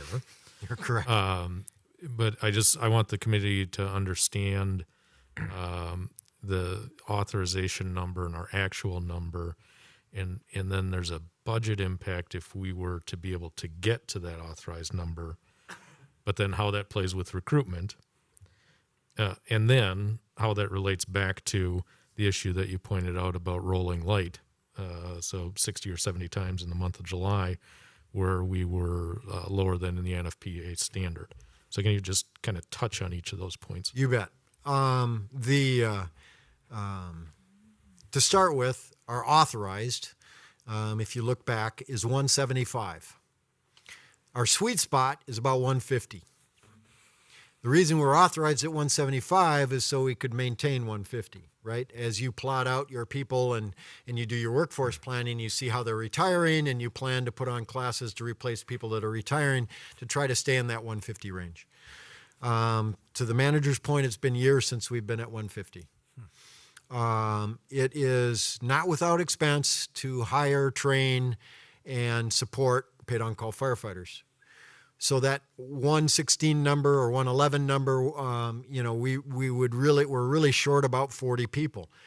What that does is it has a direct effect on how many people are around to run and jump on fire trucks and get trucks out. We are not as low as we've ever been, but we're pretty close.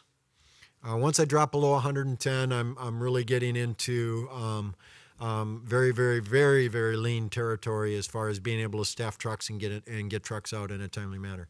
So what's really happening right now is that the majority of the work's falling to fewer people, and that affects response time and our ability to get trucks out with enough people on them, which affects our ability to field a team, right, when we get to the scene. So those costs that the city manager mentioned, like I said, are not insignificant. For us to put on a class of 10 firefighters, it costs just shy of $200,000. And that's not the pension contribution. That is the cost of the training, the cost of their equipment, and the cost of the hiring process, including doctors, physicals, and psychologicals, and all those other things. The thing we've been running into, as you saw from those numbers earlier in the presentation, that we hired 56 and lost, almost half of that in the intervening years, just shy of a half, a little over a third. And part of that is because the world has changed. We went through a very long dry spell back in the just prior to the downturn in 2008, and we didn't hire anybody for 5 or 6 years. And we've never been able to recover from that. And guess what? When we went back to hire people after that downturn 5 or 6 years later, the world had changed. Not completely unbeknownst to us, but there were a lot fewer people that were interested in doing the things that we do for a small stipend. At that time, a very small stipend. We were paying at that time we were paying $5 a call, even if the call went 2 or 3 hours. We've bumped that up, but we've just got fewer people that are interested in spending the time. The pension has always been the larger attraction for people long term, but you have to do 20 years to get a pension. You have to do 20 years with us to get a pension. We are looking at all kinds of avenues right now about how we run and operate because of the staffing issue. And I just want to, it's just there's really no way to bring people in and do it cheaply. And the other problem with that is trying to bring people in and find people who actually want to do the work. And it's not that the job is unattractive to everybody. It's just there are fewer people that are attracted to this kind of work than there used to be. It's more of a gig economy or a IT-based world out there than swinging an axe and squirting water on January 2nd when it's 10 below. And if you look at the assessment report, you'll see that the ability to continue to recruit and retain firefighters is really the biggest wild card in the department's ability to continue to be successful. As we look around the rest of the metro area, and Chief noted, as you get out into some of the more rural areas, staffing is getting to be just a critical problem. So in the last couple of years, you've seen departments like Brooklyn Park and Egan both go to full-time career professional firefighters. A number of other cities have gone to 24-hour duty crews, which puts additional strain on frankly, on their paid on-call. So, the recruitment is going to be, I think, one of the biggest challenges for the department in the future. You're absolutely correct. Chris? Absolutely correct. Mr. Chair, Akuya Asari is joining us via WebEx, and she has indicated she has a question. Oh, go ahead, for the Akia. chief. Akuya, are you there? Oh, can you hear me? Sorry. Yep, we hear you now. I didn't see your hand up there, so go ahead. Oh, no, it's okay. My reception was choppy, so I didn't want to speak. But I had a question about the inspections and if it could be contracted out, the service. So there aren't really any private companies that do contract fire code inspections. So if we were to contract it out, it'd be contracted out to another fire department that had that capability. Currently, fire inspections, as you can see, that's one of my smallest divisions. That's currently basically how they're treated in most fire departments. They're the smallest divisions, usually minimum staffed or barely staffed to meet their particular needs. So hiring another fire department to do those inspections I would probably be hiring FTEs for another city for them to pull that off. Okay. One of the other points I wanted to make, Mr. Chair, actually relates to the Capitol. Chief mentions our 6 stations that we have for response. We did just open a new fire station number 3 last week. That one is interesting because I know that co-chair Neil Peterson has asked several times about the South Loop Development Fund and what the ability to tap that fund for other things. The fire station number 3 is actually one of those things that we did utilize that fund for. So rather than having to issue debt for that project, it was paid entirely from the cash in the South Loop Development Fund, because Fire Station number 3 primarily serves the South Loop district. So it was an appropriate expenditure of those fund dollars. But that is one case where something that is primarily related to the general fund was funded with South Loop development dollars.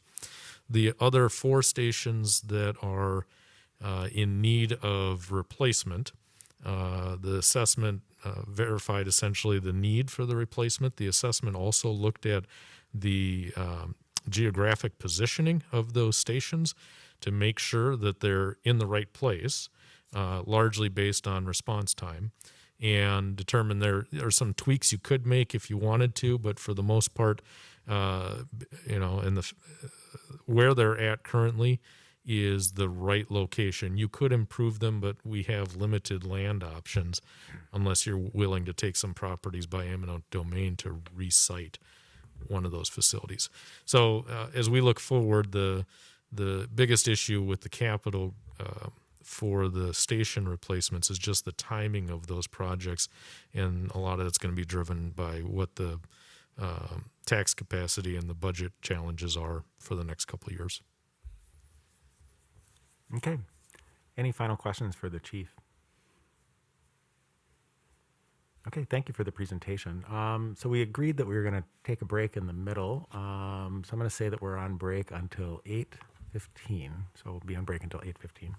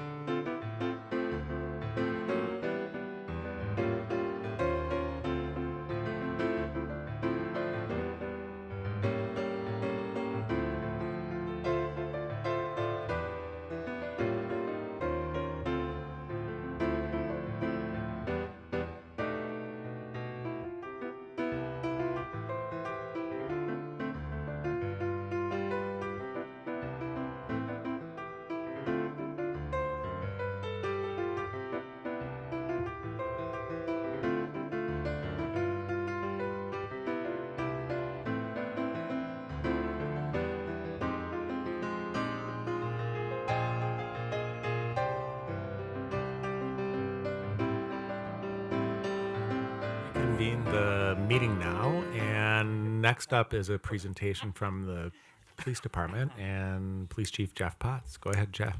All right. Thanks, Mr. Chair. And for the committee, we will do a presentation that, in terms of its format, is pretty similar to what you just heard from Chief Seal. We'll give you an overview of the services that the Police Department provides and include some cost or some budget numbers in that. Then we'll be available for questions. I have with me tonight our Deputy Chief, who is very involved in the budget preparation and budget management throughout the year. His name is Mike Hartley. I think we've met most of you all over the course of the last few years, so it's great to see you all, and we look forward to the presentation tonight, but also to the questions that you might ask afterwards. So we'll jump right into it. Kari's going to manage the slides for us, and we'll jump into our second slide, I guess, which is just a rundown of the number of sworn staff within the police department.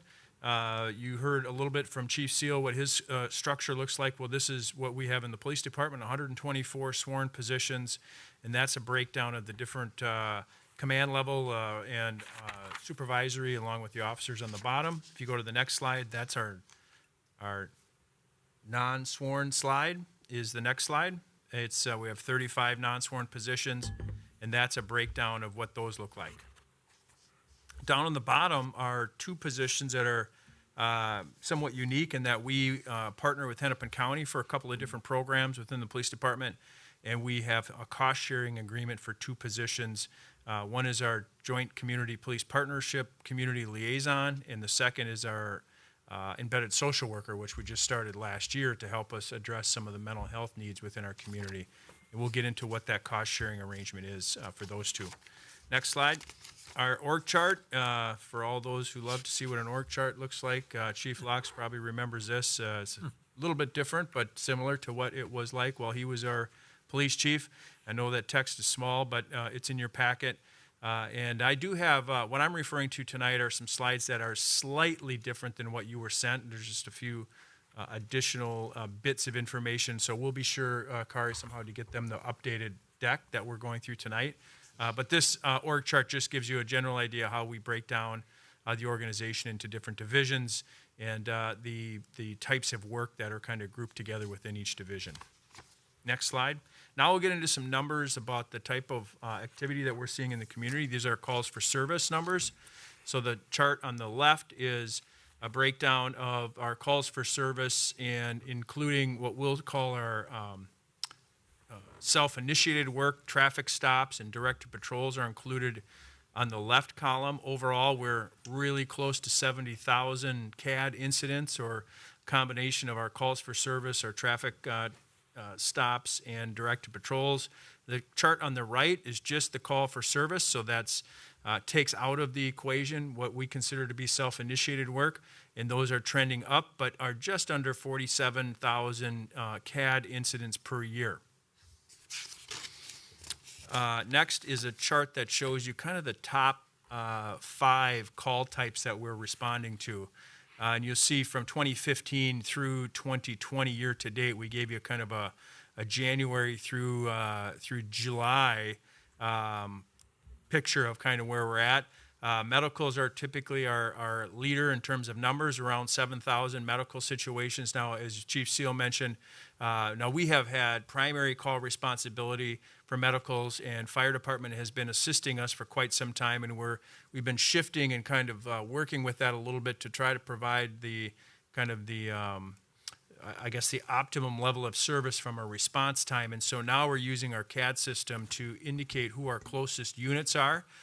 While the fire department has duty crews on, which is in the morning from, I believe it's around 8 to 5 or 6, those duty crews are now available to assist on those if they're the closest unit, so we don't want to compromise response time, certainly especially on what we'll call kind of high priority medicals where the response time is really important. So our CAD system now is able to give us the ability to find out who the closest units are, and we send fire resources if they are in fact closest where they have those duty crews staffing a station.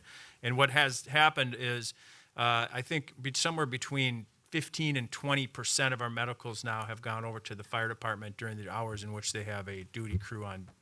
And we're trying to crunch the numbers to really see what our response time improvements are because of that new protocol that we've adopted. But the rest of those calls are kind of our top. You see suspicious activity calls. Shoplifter is down a little bit. That is the result of COVID-19 and Mall of America being closed. But also seeing additional calls for service like unwanted person. We're going to talk a little bit about that here in a minute. But so far this year, we're seeing an increase in certain call types at certain hotels within Bloomington, while we've seen reductions in retail crime. The concerning part is the increases that we're seeing in call activity, as well as increases in some of our more serious crime categories. I'm going to show you what those categories are here in just a few minutes. But 2019 and 2020, we've seen upticks in reported crime and calls for service after about a 5-year annual reduction year over year. So it's a little bit of an alarming trend that we started to see last year and so far this year in 2020 with regard to calls for service and some crime, reported crime, which if you can go to the next slide, Kari, I'll start to show you what the crime numbers look like. Oh, real quick, this slide just gives you the breakdown of our calls for service at either Mall of America or what we'll call the North Business Area, the strip along 494 that we've kind of have sectors throughout the city that are that we capture call for service numbers, and we try to kind of isolate those that are kind of the retail. The origin for this slide was if somebody asked, could you give us the kind of the what's the call for service numbers for the retail sectors? And so we don't have all of the retail sectors in here, but we do have what is considered to be our kind of our major retail corridor and the hotel corridor. And you can see that Mall of America accounts for about 7,000 calls per year. That Northern Business District accounts for about 16 or 17,000 calls. This year, we with the Mall of America being closed for a large percentage of the COVID period, and although it's open, their business is not nearly what it was. We see that is, at least for right now, reduced and not on track to kind of meet what their averages are for a typical year. Next slide. This is our crime numbers. Part 1 is considered serious crime. It includes those categories of homicide, rape, robbery, assault, burglary, theft, vehicle theft, and arson. And as you see on the chart on the lower right, we had what was a 5-year reduction kind of string in Part 1 crime. 5 years in a row where we see decreases, and then 2019 we saw the increase. If you can see in the chart on the left, it does include theft, and that is a driver. That is a big driver in the annual numbers for Part 1 crime. Shoplifting calls, theft in general, those numbers are usually in that 26 to 27. They ticked up a little bit last year, but you can see that there are also increases in assaults, robbery, very slight in the rape cases, 2 additional homicides above 2018. And then our arson numbers were a little bit higher than the previous year as well. So if you can click to the next slide, I'll show you the Part 2 crimes. These are, Part 1 is considered serious crime. Part 2 is kind of everything else. That also had a slight uptick in 2019. And you can see the numbers in the columns on the chart on the left. And then if you go to the next slide, this is our year-to-date this year.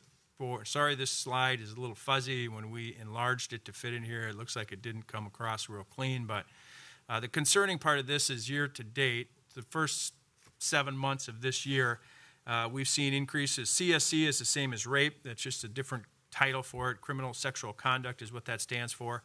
We've got a 48% increase so far year-to-date. Aggravated assault means an assault with a weapon is up 26%. Vehicle theft is up 26%. Arson 25, burglary 22, robbery down 18, theft, again, related to the closure of Mall of America, we're down 20%. But in our homicide number so far for the first half of the year is 4. Our annual average for homicides is 1. So this slide is concerning to me as the police chief as we're tracking and trending in what I think is a bad direction. It is in line with where we saw things trending last year. And so we're closely monitoring this and our strategies to try to prevent and reduce these types of crimes. But this is the unfortunate picture of where we're at with regard to Part 1 crimes. Next slide, please. Part 2 has overall a 20% reduction. This picture is a little bit better, obviously, than the Part 1. In this case, there are quite a few of these that are self-initiated activity type cases. Like, for example, DWI is in this, and we're down 50% on our DWI numbers year to date. And that's a function of COVID largely, in that for a large percentage of the year, there just has not been as much vehicle traffic. A lot of the bars were closed, and so we don't know if that's going to trend in that direction for the rest of the year, but for the first half of the year, we were down 50% in DWI arrests. And you can see a breakdown of the other Part 2 crimes. That chart on the bottom line is actually pretty positive in that there's a 20% reduction, but again, that Part 1 crime still is concerning to us. Next slide, please. This one is where we're going to start a little bit of our budget information. It is the police department has a $28.2 million budget, 28.3 almost. And the question I think, Chair, that you asked is what percentage would 7 or 8%, or what would the impact of a 7 or 8% reduction be? What we see is that'd be about a $2 million reduction, and for us, that's somewhere between 15 and 20 people. About 80% of this budget is personnel.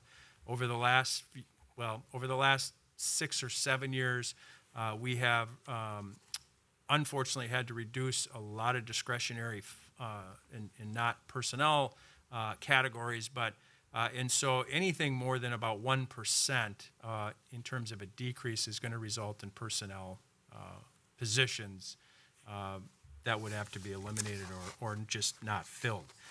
So that's kind of where we're at. We're 1.6% over 2020. Now, I think the police department might be the only department in the city that has, and I could be wrong here, but negotiated contracts. And so we have some negotiated contracts for wage increases for 2021 that are settled. And that accounts for why you're seeing a 1.6. We've not increased any of our budget categories other than what was included in the negotiated agreement, the settled agreement with our police officers and supervisors.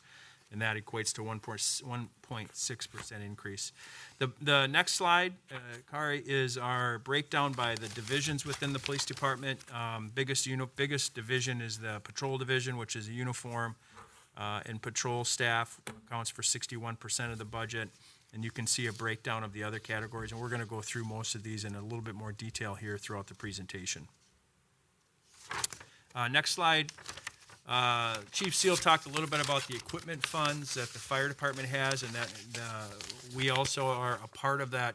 This slide here shows a very small percentage of the equipment fund that was being talked about during the fire presentation, but this is the fund that we use to cover the cost for the equipment that is typically in a police squad car or like the trailer, the speed trailers that you see out in the community. These are, for us, they're some of our larger equipment items that we try to budget for and replace on a schedule. And so 2021, we are looking at about a $73,000 expenditure from the equipment fund that we've been contributing to for the last several years. And all of the items on that equipment we really try to evaluate carefully whether or not they really need to be replaced, or if that replacement can be put off 1, 2, 3 more years. And so the big driver in this one is our handguns. Many of our handguns are due to be replaced because they're at the end of the life cycle, where the sighting systems that have a 10-year life cycle, they start to go dim. And also we are seeing a shift in the law enforcement industry towards a different type of a weapon or gun. We carry a 40 caliber. The new ones are 9 millimeter, and they are cheaper in terms of ammunition. The operating costs are cheaper, and are in terms of the ease of use and how all of the department can probably be at a little higher proficiency rating. The indicators are that 9 millimeters are a bit easier to operate, and so we're considering that transition. We have actually been considering that transition for a couple of years, but just from a funding standpoint, we haven't been able to do it yet. So that's our small equipment items in the police department. The next slide is the basically is the radio fund, and the police department, along with fire, kind of manages a separate public safety radio fund. We don't have any expenditures scheduled for 2021. However, just wanted to make you aware that the fire department is due to replace their mobile data computers in the docking stations in the fire trucks, and so from the radio fund, they're due to replace 24 of those at the cost of $114,000. We have no major expenditures from this fund in the police department that are at least anticipated until 2024. At that time, we'll be, and again, that's the mobile computers that are in the squad cars. Next slide. Patrol operations, again, is the largest division within the department, 72 sworn. Primary responsibilities include responding to emergency, non-emergency calls, conduct proactive and preventive details. We include community engagement work in that category. Also enforcing traffic laws, and that is something that we have a special unit that assists with that, but there is a responsibility of all the people that work within our patrol division to do that, at least some portion of their shift.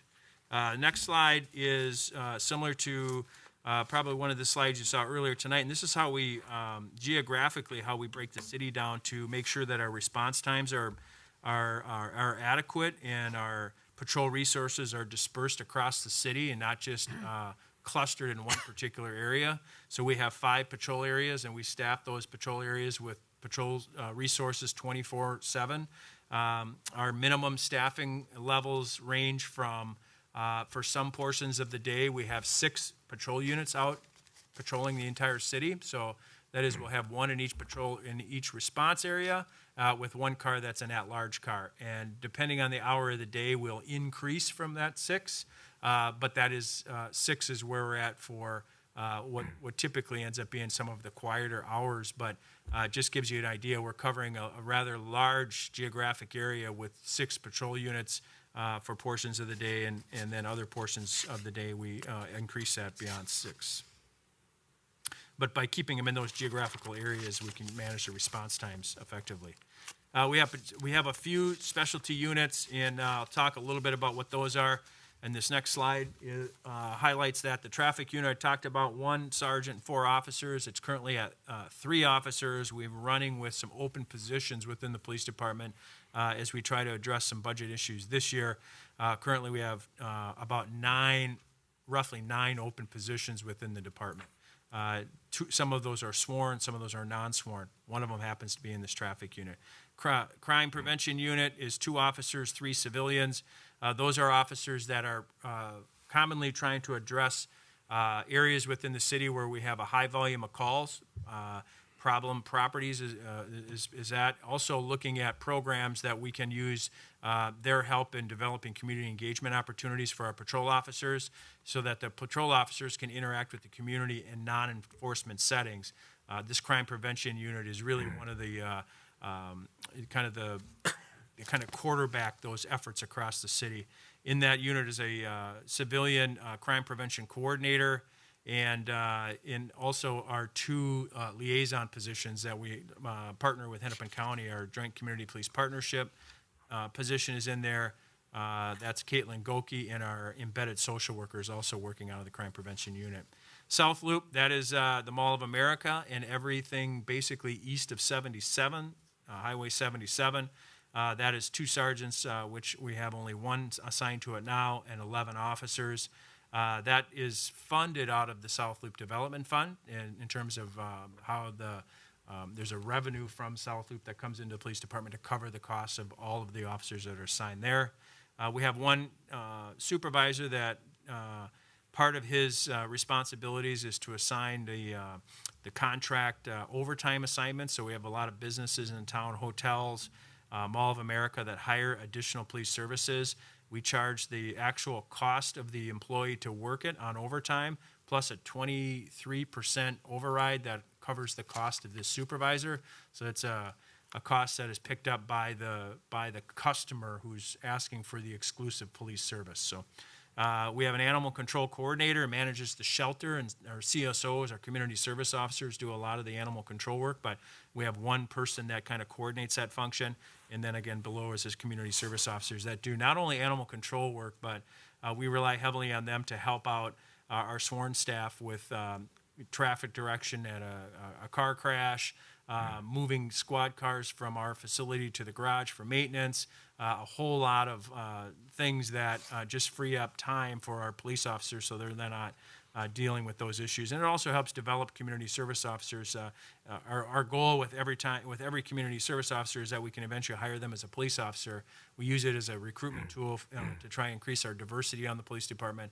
We look at it as kind of a mentoring program and have hired actually in the last 3 or 4 years 2 or 3 officers directly out of our CSO program to become police officers. So it's actually worked out quite well.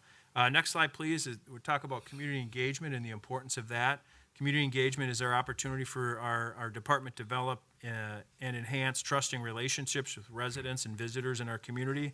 Like I said before, the Crime Prevention Unit coordinates a lot of this work, but there's an expectation that all members of the organization participate in this. So if you're a patrol officer, we're asking them when they're not engaged in police calls or actively doing traffic enforcement, that they're out looking for opportunities to do community engagement with the community. We've developed a lot of programs over the years that are kind of our formal community engagement opportunities, but we're also asking them to do this stuff informally where they get out of their squad car if they see a group in a park, for example, and can have a conversation, or see kids in a park. We ask them to get out of their car and interact with the community throughout their shift. They're evaluated that on an annual basis, and it's seeping, in my opinion, deeper and deeper into the culture of the organization, that there's a strong expectation to do community engagement work, and that helps not only the community, I think, sees police officers and the work that they do differently when they have an opportunity to have those conversations, but it's an opportunity for our residents who may have different perspectives than our officers are used to hearing to have good conversations, and it's mutually beneficial for the officers and the residents. Next slide, please. Here's a list of what we do kind of on the formal community engagement. These are programs that we've either just recently developed or have been doing for quite some time. And we do also ask them to interact with our business community, and Maureen probably remembers our Business Matters, Safety Matters program, where our crime prevention officers will go out and ask the business community what are the things that they're interested in hearing about, and then we'll bring in speakers, and probably not quite quarterly, but 3 or 4 times a year we'll have formal presentations with our business the businesses who are members of the chamber or prospective members of the chamber, and that program has been a real good way to exchange information with those as well. Next slide, please. These are some of our more informal, we do about 500 or so of these during a non-COVID year, community outreach activities. This is where our crime prevention officers or our patrol officers are meeting in group homes, meeting with families in crisis, follow up with problem addresses. I talked a little bit about that. The Crime Prevention Unit really quarterbacks our response to an address that might be getting an increased number of calls, trying to really figure out who needs to be at the table. We use our what we call a PROTECT problem-solving model. We'll get into it a little bit here, but the crime prevention officers are really vital in how we deal with those types of problems. And it kind of the list goes on with other types of community engagement. We're really proud of having about 435 active neighborhood watch groups in Bloomington. That crime prevention coordinator, Katie Zerl, is very busy trying to make sure that that we're providing information and communication to them. We want to be a resource for them to ask questions, but managing 435 neighborhood watch groups is no small task. Any given national night out, we typically see 450 or more neighborhood watch parties throughout the community. Again, most of those are directly related to a neighborhood watch group that's organized and managed through our crime prevention unit. Sadly, we've had to postpone. We're possibly going to be looking at having that event in October, but the final plans have not yet been kind of solidified. Next slide, please. This is, again, some of the reasons for why we think community engagement work is important. This philosophy, I think, has really started to take shape and root into the department. It's critical to doing community engagement, at least at the patrol officer level. And what we're hearing in the last 2 or 3 months is that there's a a thirst from the community to do more of this. But you have to have sufficient staffing levels in your patrol division to be able to do these, to be able to have the time for our officers to stop and interact with the community in between their calls for service. If our staffing, and you heard me talk a little bit about the concern of the calls for service increases that we're seeing and the crime increases that we're seeing, that tends to eat up some of the time, and there becomes less and less time between calls for service to do this work. So that's something that we're trying to watch closely and carefully and monitor so that we can have the time in between the calls for service for officers to get out and interact with the community. Next slide, please. Joint Community Police Partnership is one of these that we kind of partner with Hennepin County in a cost-sharing agreement. 75% of the cost of this position is covered by Hennepin County, Bloomington covering 25%, which means we pay about $30,000 for this community liaison position and all that comes with it through the JCPP.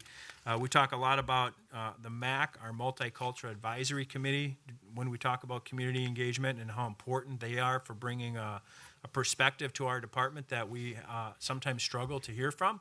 Our non-English speaking or new American or the more diverse portions of our community.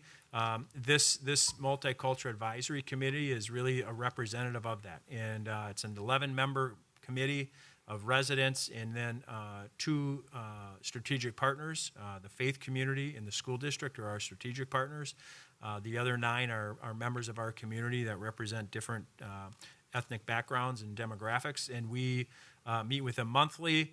We bring our policies by, we run our policies by that committee for input before we implement them. We bring policies to that committee to help us with any updates.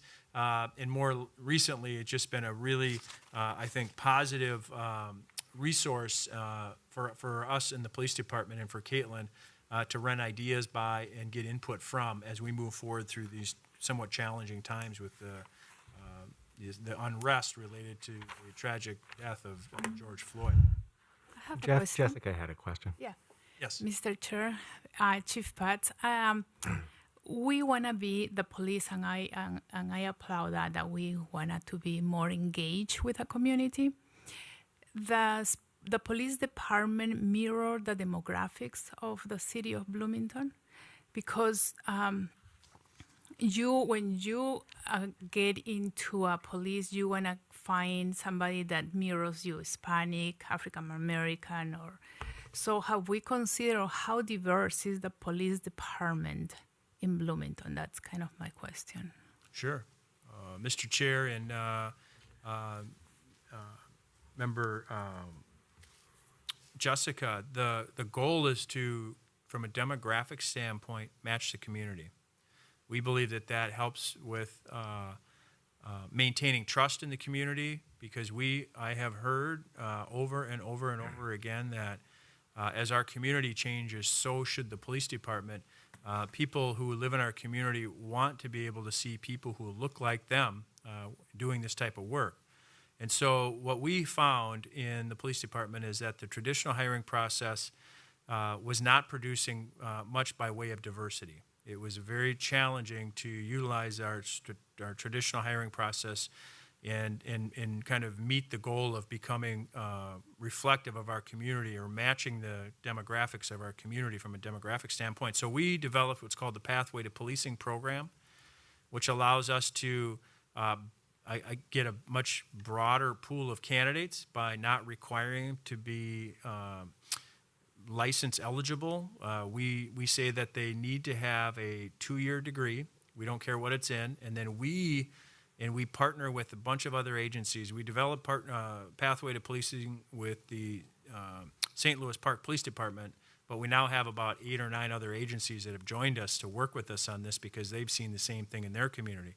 And so for 4 years in a row, we've done the path. This will be the 4th year in a row. We're just wrapping up our 3rd year.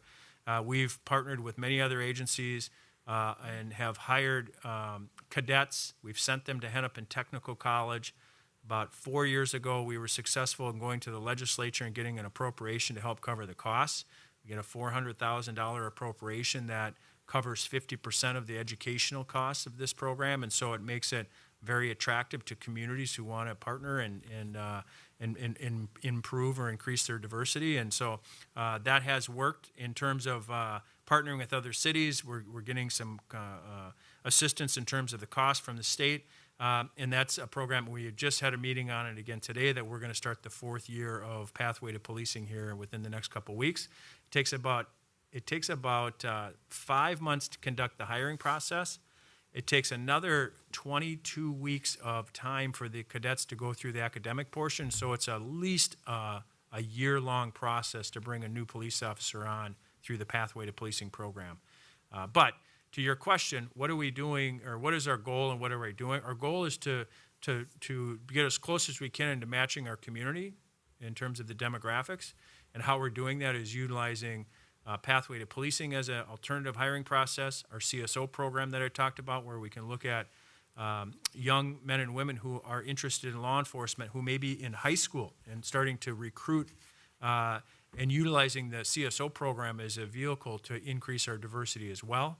And then also supplementing those two processes with other traditional hiring processes as well. So that's the 3 things that we're doing to try to improve our diversity within the department. How diverse is the police right now?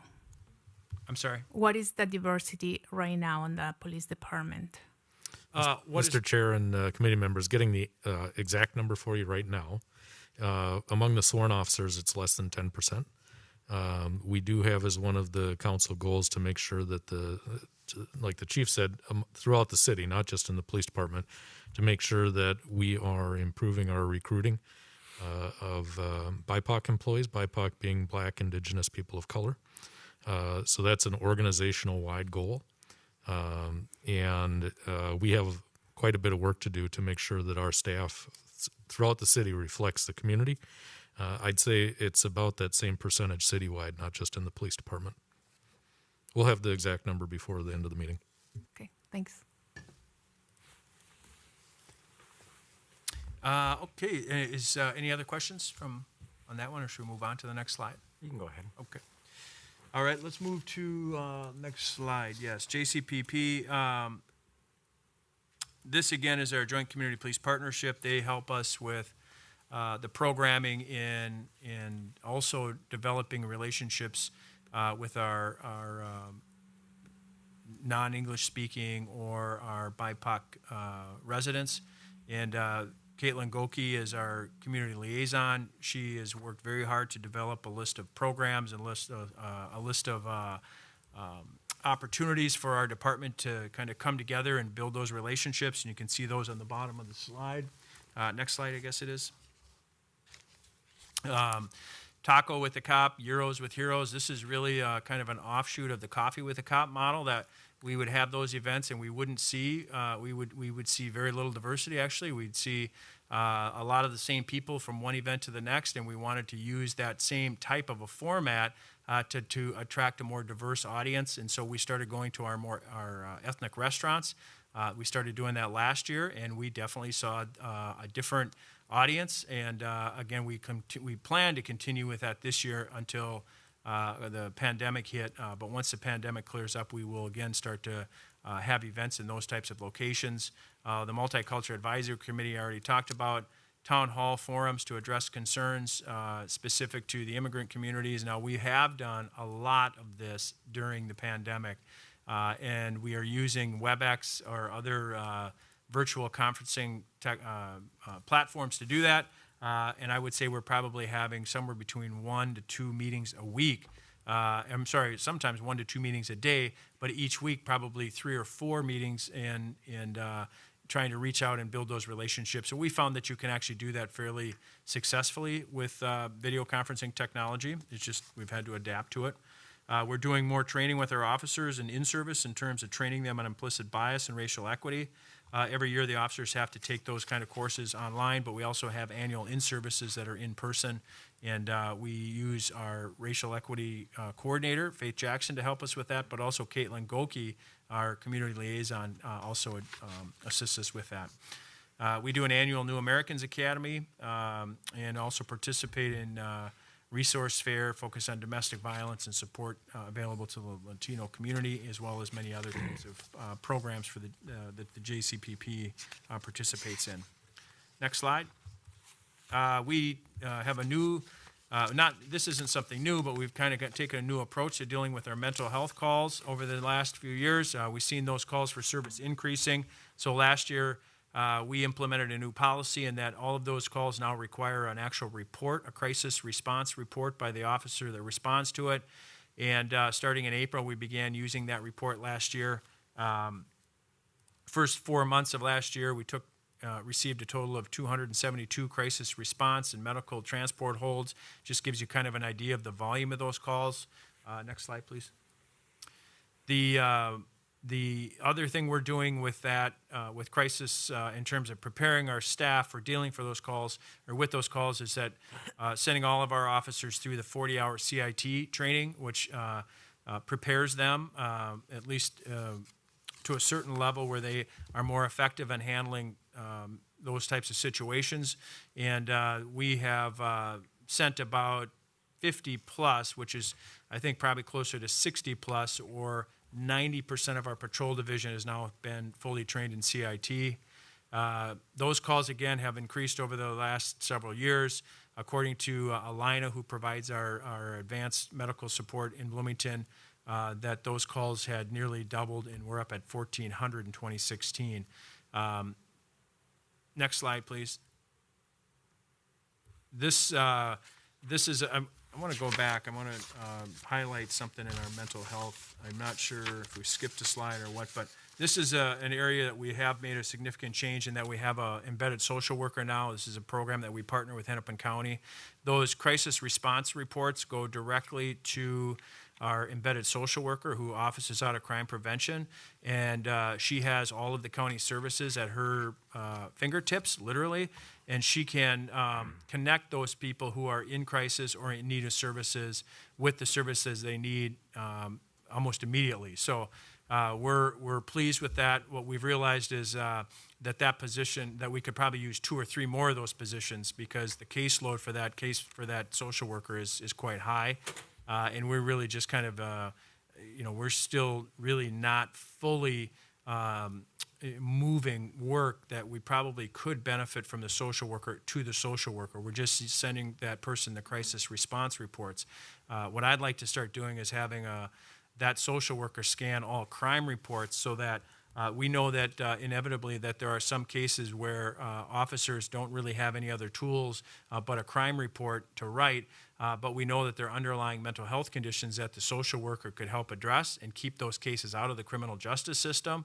But because of case volumes right now, we're really, unfortunately, only able to send her the crisis response reports, but our goal is to get to an actual review of all crime reports for the possibility of moving those out of the criminal justice system and more to the social worker list of options, but we're just not quite there yet.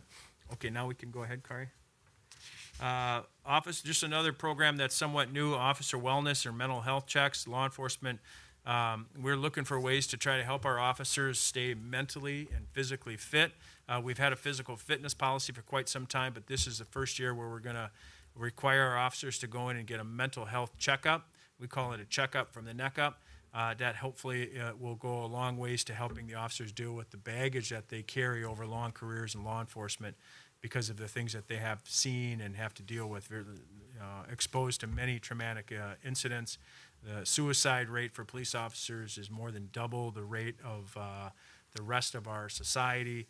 Last year, there were more police officers killed by suicide than were killed in the line of duty. And so it just makes sense for us to really look at this and what can we do for our officers in terms of their mental health. And so our first step in that direction is to require mental health checkups on an annual basis.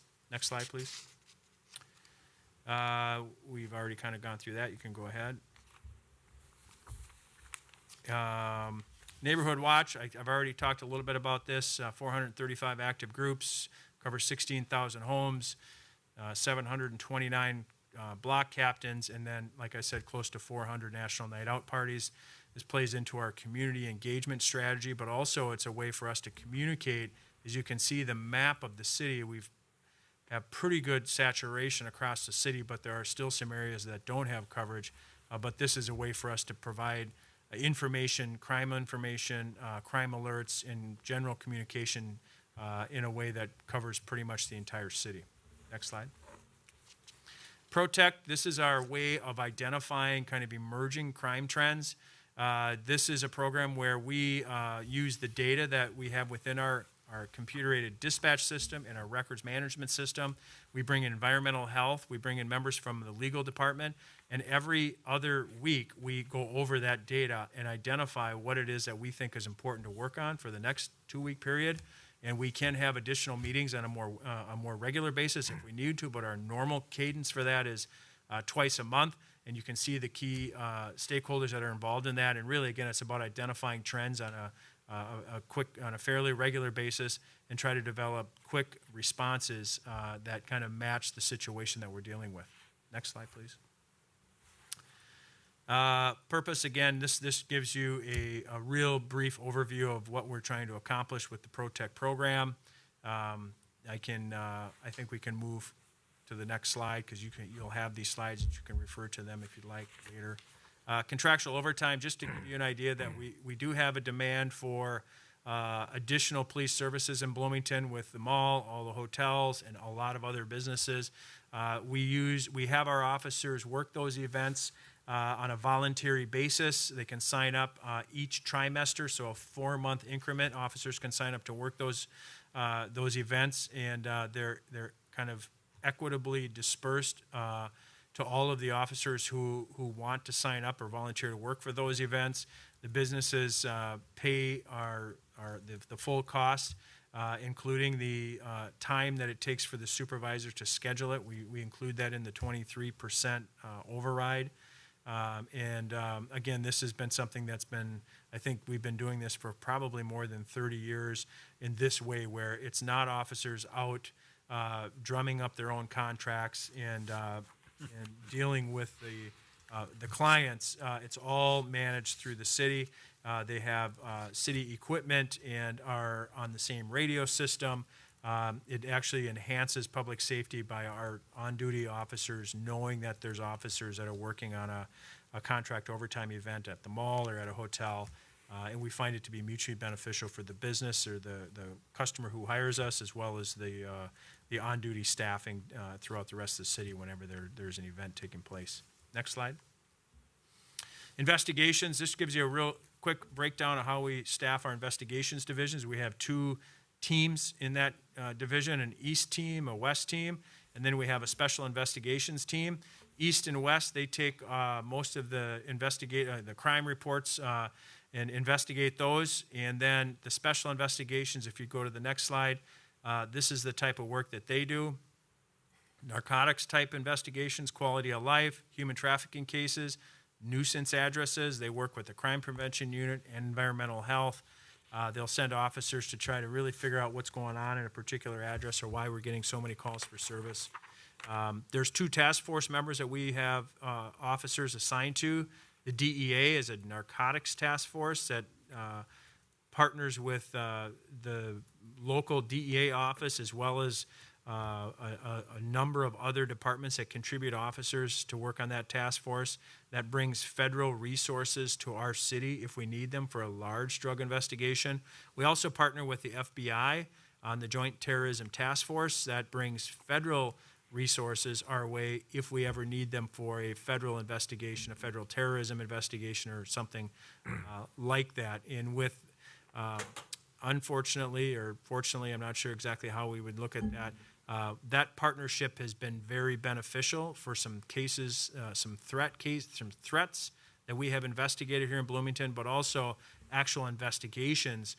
For example, when Dar al-Farouk had a pipe bomb thrown in the window, that was a federal investigation, and our JTTF detective was intricately involved in that investigation. It was very helpful to the investigation. So that is a breakdown of our special investigations unit.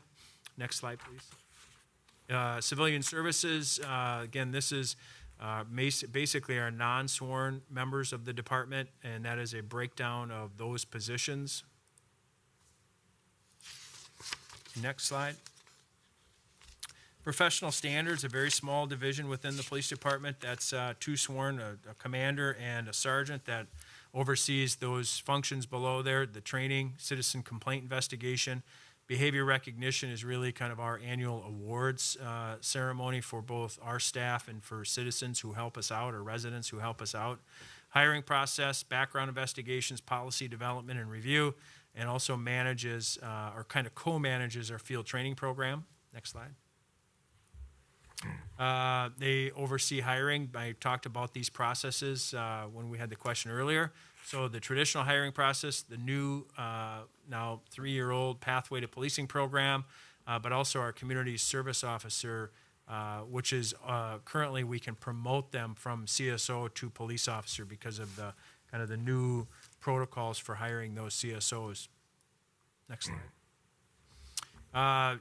Peace officer standards and training. This just gives you an idea of what the requirement, the annual requirement for training for police officers. Every 3 years, you have to have a minimum of 48 hours of post-approved training.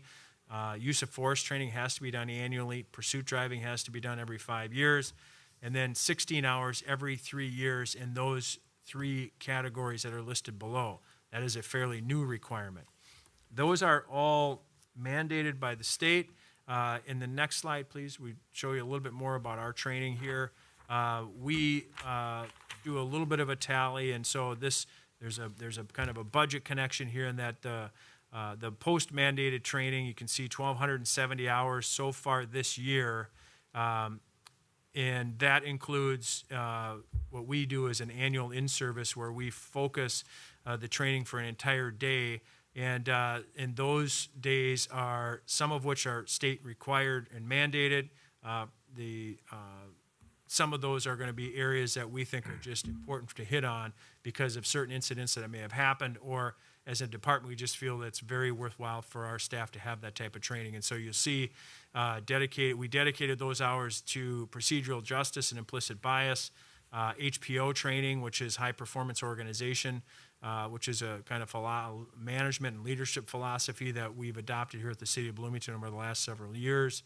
Unfortunately, because of COVID, we've had to cancel some of those. Crisis intervention, we've sent officers, 12 officers this year, equating to 500 hours of that training. We spent 30 hours on emergency operations, vehicle operations training. Those trainings that are due to post-mandated training have caused us to have 678 hours of overtime. Typically, that's to backfill for the officers who are away at training, backfill their patrol shifts. New hires, we sent our 4 new officers to 5 weeks of classroom. That's 1,030 hours. We've also are now going to then send them to 16 to 20 weeks of field training. They won't be in a police car by themselves until they've successfully completed the field training program, and that is a minimum of 16 to 20 weeks with a training officer sitting in the car with them. And the 4 newest officers are just now starting that FTO program. First responder training, which is our medical training, 440 hours, 16 hours of training every other year is what's required by the MS, the medical, what's the MSB stand for? The Standards Board for medical training for police officers. Next slide. Again, in-service training methods, we do this by in-service, 3 full days per year. We do training on, again, topics that are required by post, but also those that we think are important to keep our staff at a level that is where we want them to be and meet our standards. And we also require them to take 22 online modules. Those are 60 minutes each year. Again, some of those are required, but many of them are not. They're just additional training that we want our staff to be trained up in at a higher level in some of these key areas. It includes OSHA, as well as implicit bias, dealing with the mentally ill, and use of force. Again, 22 of those online modules are required every year. Next slide. We're coming down the home stretch here, and we'll be open for questions in just a minute. We are a partner in the South Metro Public Safety Training Facility. That's up at the corner of 494 and 169. We co-own that facility with Airport, Edina, Eden Prairie, and that's where our police officers and firefighters go for their firearms training, as well as use of force or defensive tactics training. There's also outside space to do some scenario training, and there's also a fire tower out there to do the fire training on. Next. We just wrap up with some things that we consider to be vulnerabilities here from the public safety side. As we've seen over the last 3 or 4 months of civil unrest, a vulnerability is the potential of more civil unrest related to a critical incident. To try to prepare for that, we have trained our staff on protests and a response to demonstrations. We're planning on conducting training with our city council on that. But other considerations are the potential revenue losses in multiple sectors when that happens. That may be as a result of businesses having to close. We saw most of this was targeted downtown and in St. Paul, but the potential, depending on where the incident happens, for there to be damage, property damage as a result of riots or as demonstrations. And so we just put that out there as a consideration in terms of a vulnerability that exists here within the city of Bloomington. Next slide. Another vulnerability is similar to the impact of COVID, but occurrence of an incident that would drastically decrease daily traffic at the mall.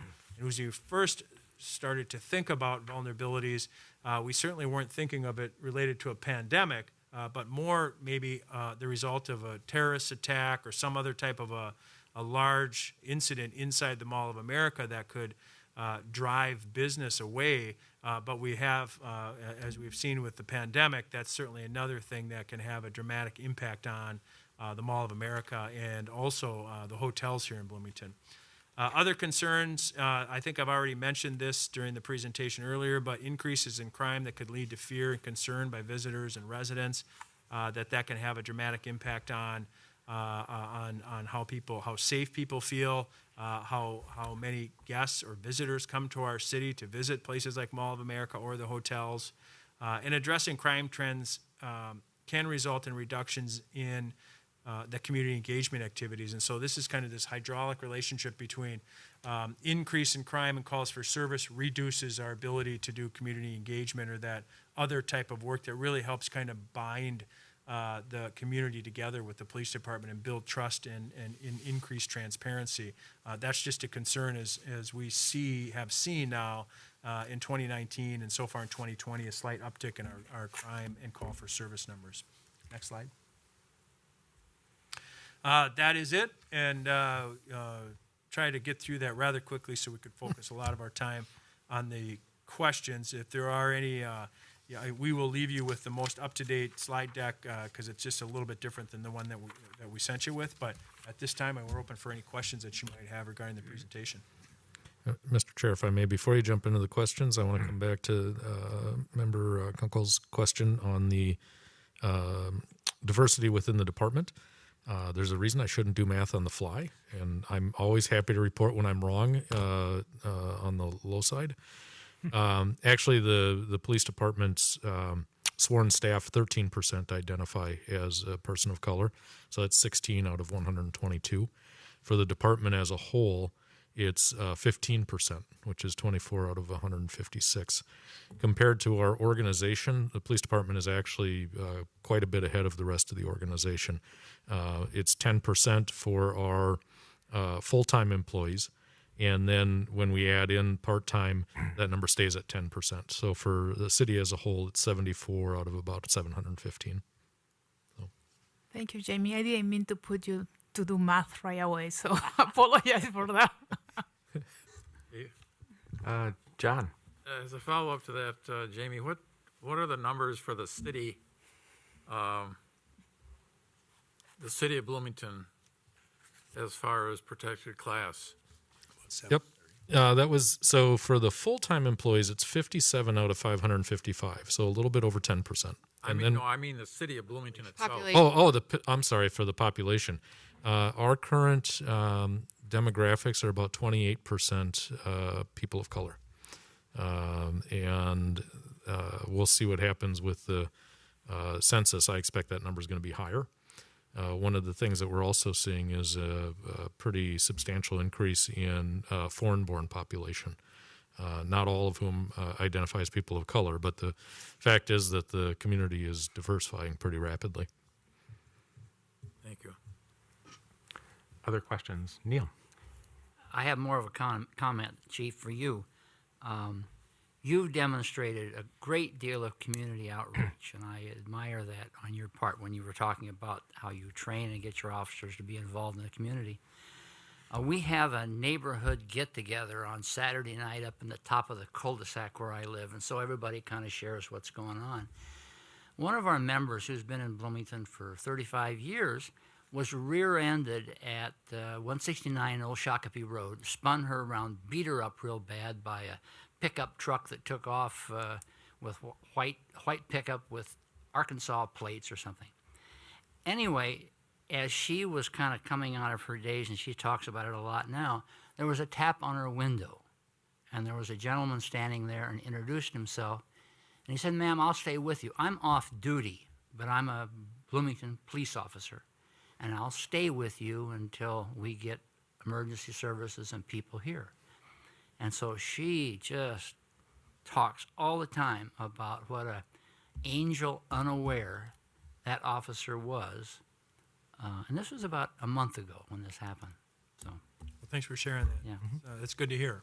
I think police officers really are always kind of on duty to a certain extent if they see something that happens in front of them. It's not uncommon for them to step up and try to help out any way they can. So it's good to hear that story, but I think most police officers feel like that's kind of their obligation. Other comments or questions? Josh?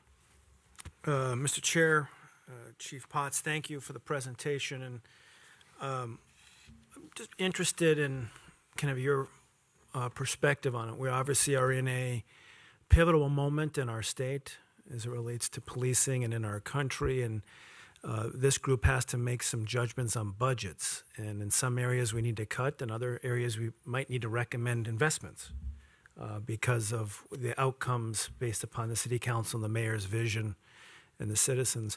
As you think about this pivotal moment that we're in, and you think about our community in 10 years becoming more diverse, and the relationships between our officers and the community and the engagement, and maybe you don't have this answer off the top of your head, but as you come back, could you share your best assessment with where we need to make sure we're investing so we're reimagining policing and continue to be a model, not only in the state but in the country?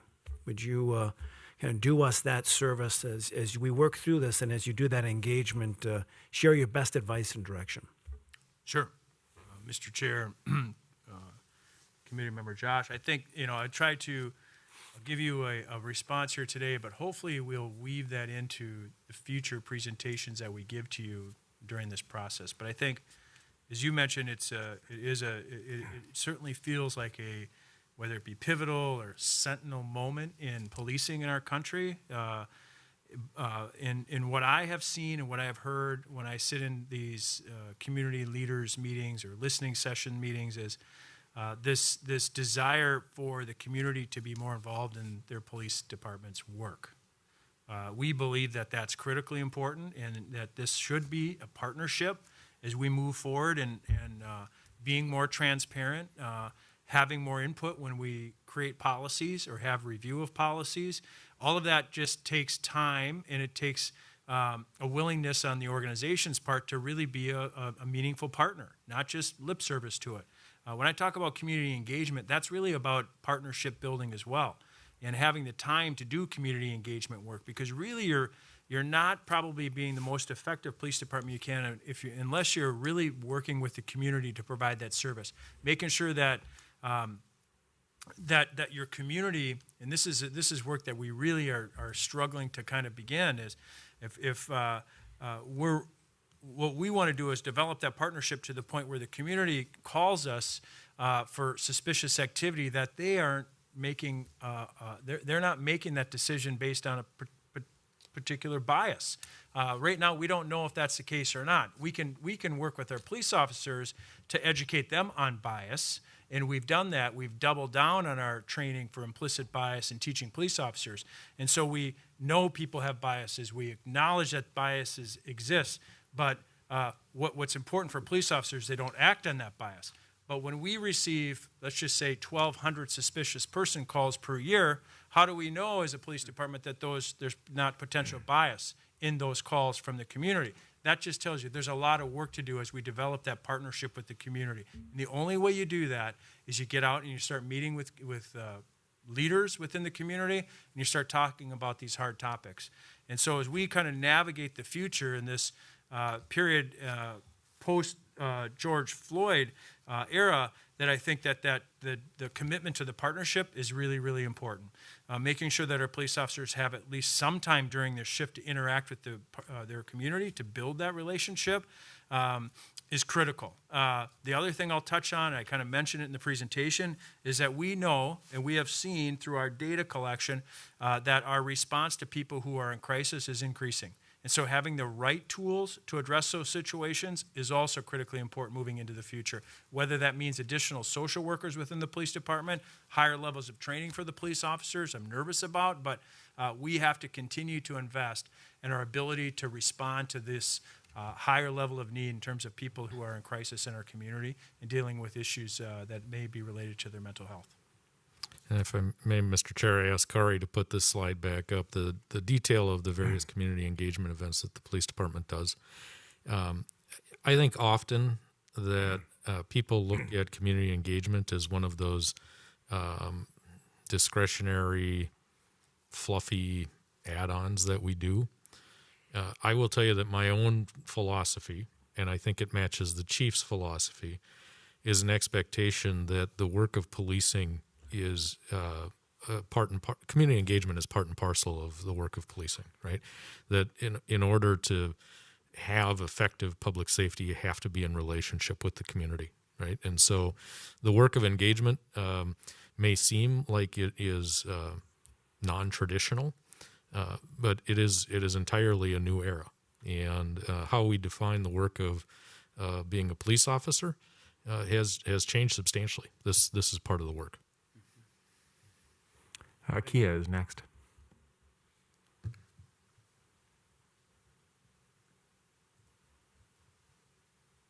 Hello, can you hear me? Yes, we can. Perfect. Thanks, Chairs Peterson and Chief Potts. I have a question related to, I think you said it was type 1 and type 2, either crimes or statistics. I was curious about the solve rate for the department of those types of crimes, the type 1 and type 2. Or investigations of your success rate in closing the case or coming to like justice or something like that? Or yeah, I think the question is related to our part 1, part 2. If I'm not mistaken, your current question is, what's our clearance rate or solve rate for those cases? And I don't have the specific data year to date here for this year that we're in, as we're kind of constantly monitoring the investigations in those areas. But our clearance rate in general for part 1 and part 2 has been at or above any other city within Hennepin County. And we're quite proud of that. In some cases, we don't solve every single case, but as we compare to our neighboring cities, our clearance rate for cases here in Bloomington is the highest in the county. And that is difficult for me to give you a specific, like percentage of cases solved, because it varies from one case to the next. But I can give you that as we compare to our neighboring communities here in Hennepin County, that our solve and clearance rate was the highest in the county. I can follow up with that to get you an actual clearance rate on part 1 and even maybe part 2 overall. I just don't have that data with me here tonight.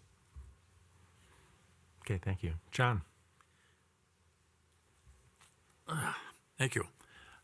Chief, as you know, I left 12 years ago, and at that time we had the highest closure rate, but Bloomington has traditionally put more effort into investigating cases. Percentage-wise, Bloomington's always had more investigative resources put towards solving, closing, investigating cases than any other jurisdiction, Minneapolis, St. Paul, or any suburb in the 7-county metro area. So it takes time, it takes effort, and this is a people-oriented business. And Bloomington has invested in that, and I just wanted to reaffirm what you say and compliment you for continuing the hard work of following up on cases that have the scant, small piece of information gets follow-up. If there's anything at all that can lead an officer to conduct an investigation, they will do that. And that's why the closure rate's the highest. And I'll just add one thing. Earlier this year, we were able to reopen a 11-year-old homicide case occurred here in Bloomington. It actually was a missing persons case and turned into a homicide. And we had some investigative resources that were able to dig back into that case, 11 years old, based on a tip that we received. And they have successfully been able to charge someone, which I can't really put into words how significant that is to the family of the homicide victim from 11 years ago, because they never forget. In fact, they probably think about it every single day. But to be able to have investigators who were successfully able to kind of follow up on a tip and close that case is very, very meaningful to the family of that victim. And so, again, it kind of speaks to having the resources in the division to be able to do that kind of work. Other questions? Akia, I see your hand is still up. I don't know if that's a leftover from before, if you got something more.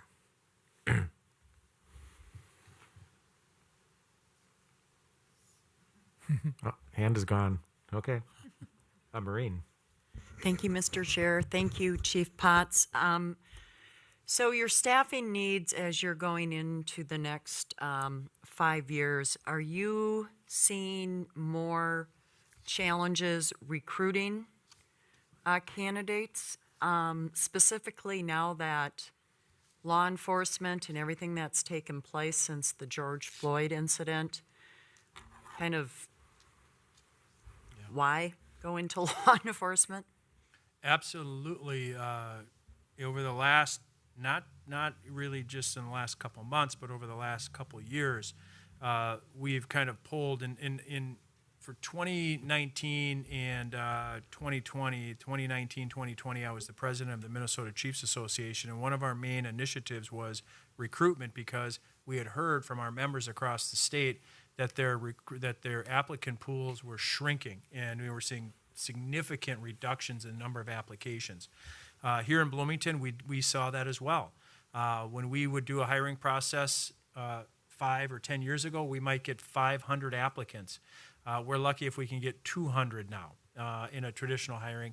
And pathway to policing is a little bit different in that we can still get a pretty good candidate pool. But there are several cities in the metro area here who are lucky to get 10 applicants for an open police officer position. And so what that says is that it is very challenging from a hiring standpoint.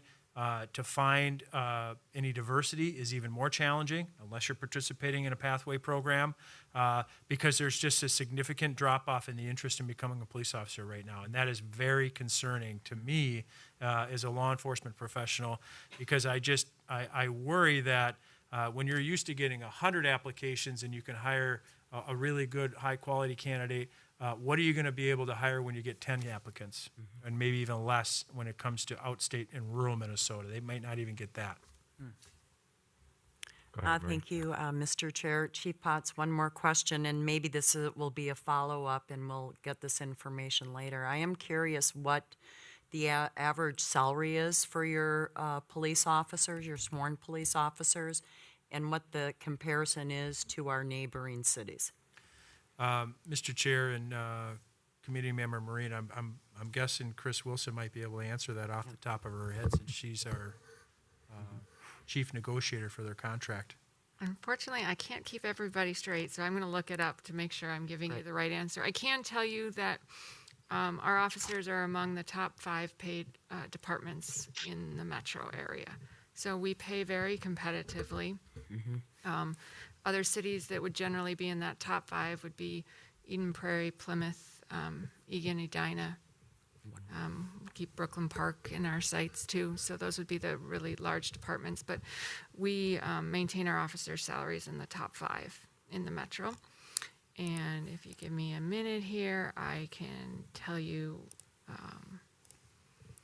directly what those amounts are.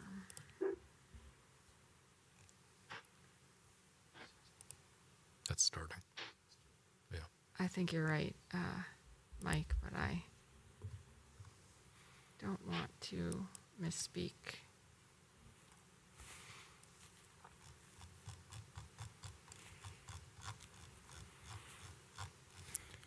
While Chris is scrolling through there, building on what the chief said, Bloomington has a little bit of a built-in advantage in recruitment, in that this department, I think, has long been seen as a department of choice for people who go into law enforcement. That we get a lot of applicants who are looking at lateral transfers from other departments. So one of the benefits that we have is that we're often able to hire experienced officers along with hiring people who are new to the profession, which certainly adds to the professionalism of the department.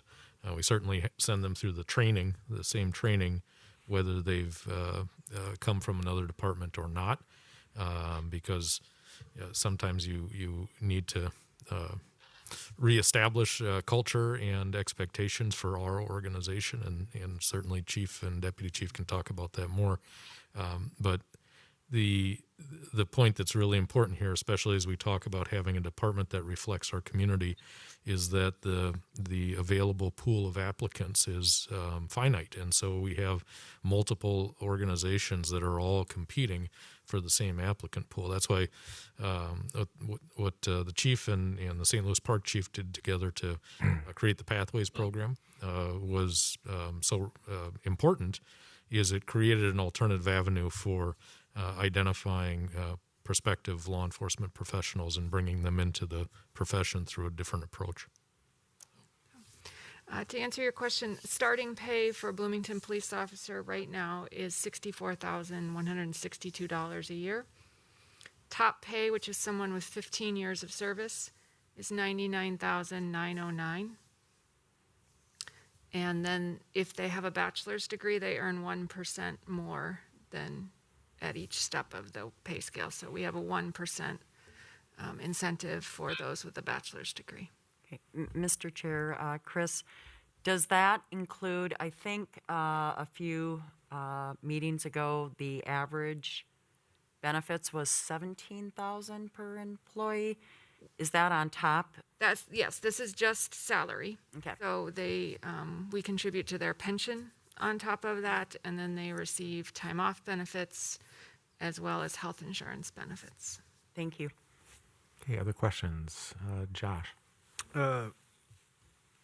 Mr. Chair, Chief Potts, I'm reflecting upon your comments about the suicide rate among law enforcement, and it reminds me of some of the challenges that our military personnel have faced after being in battle and dealing with,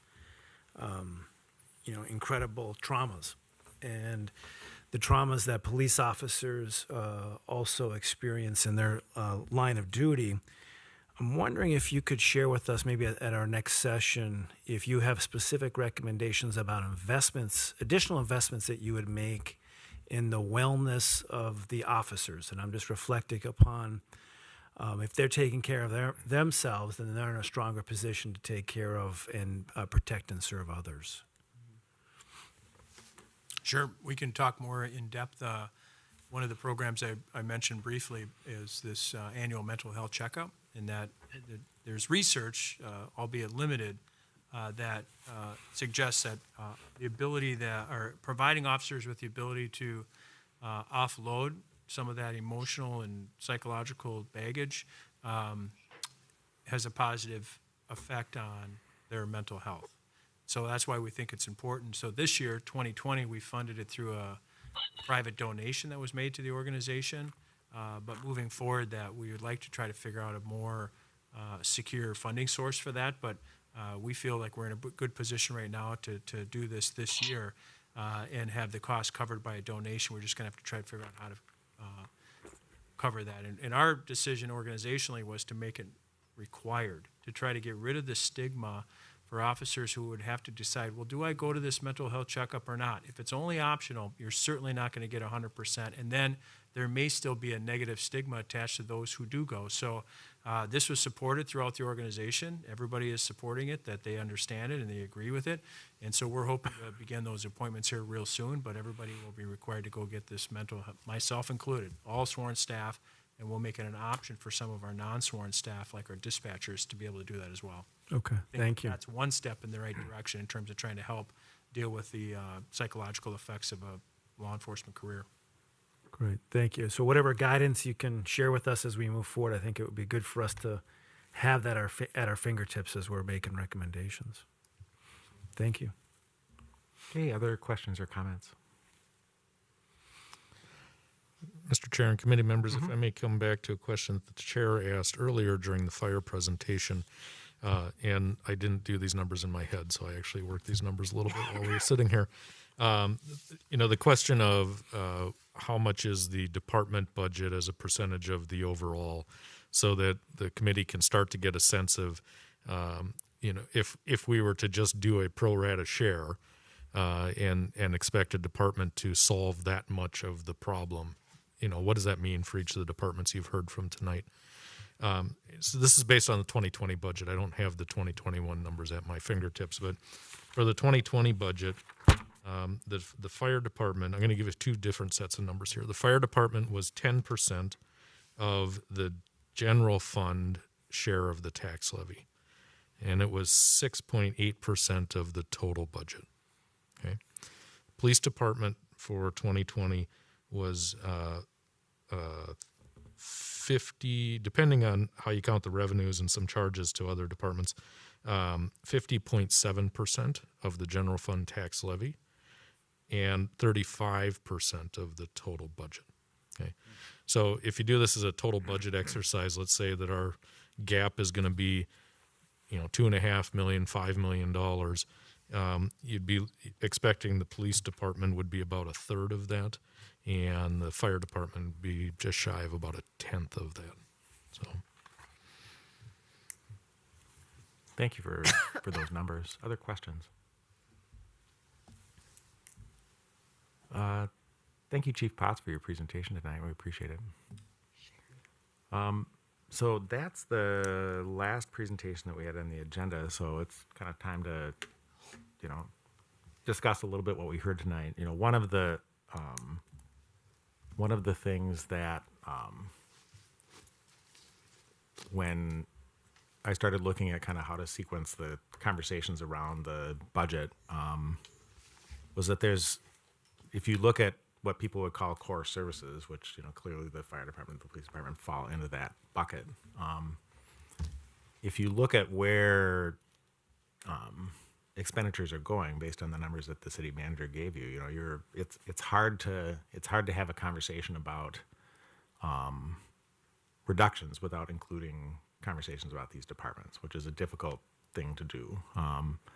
Because I think when we look at kind of, if we ask people to kind of put a dot next to what's the services that they think are the core services of the city, they totally would put dots next to these, as the very, very high things on their list.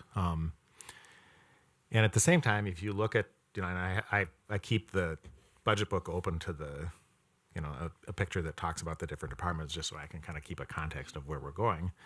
There's other things that are coming along that are kind of essential to making Bloomington a desirable place in a positive way. And so that's I think what we're going to end up wrestling with over the next couple of meetings as we're hearing this information, starting to form opinions about how we want to solve the problem that we have in front of us. And it just underscores, I think, that we don't have a simple problem. I think we've done the simple things. Co-Chair Peterson and I have had conversations a couple times with the staff around kind of simple solutions to it, and it's at least pretty clear to me that we're not at the point where there's a simple solution. That there's that the solutions are going to be more difficult, and that's going to depend a lot on where the council decides of the three choices that we make on the revenue to see where things are landing. So other comments or questions?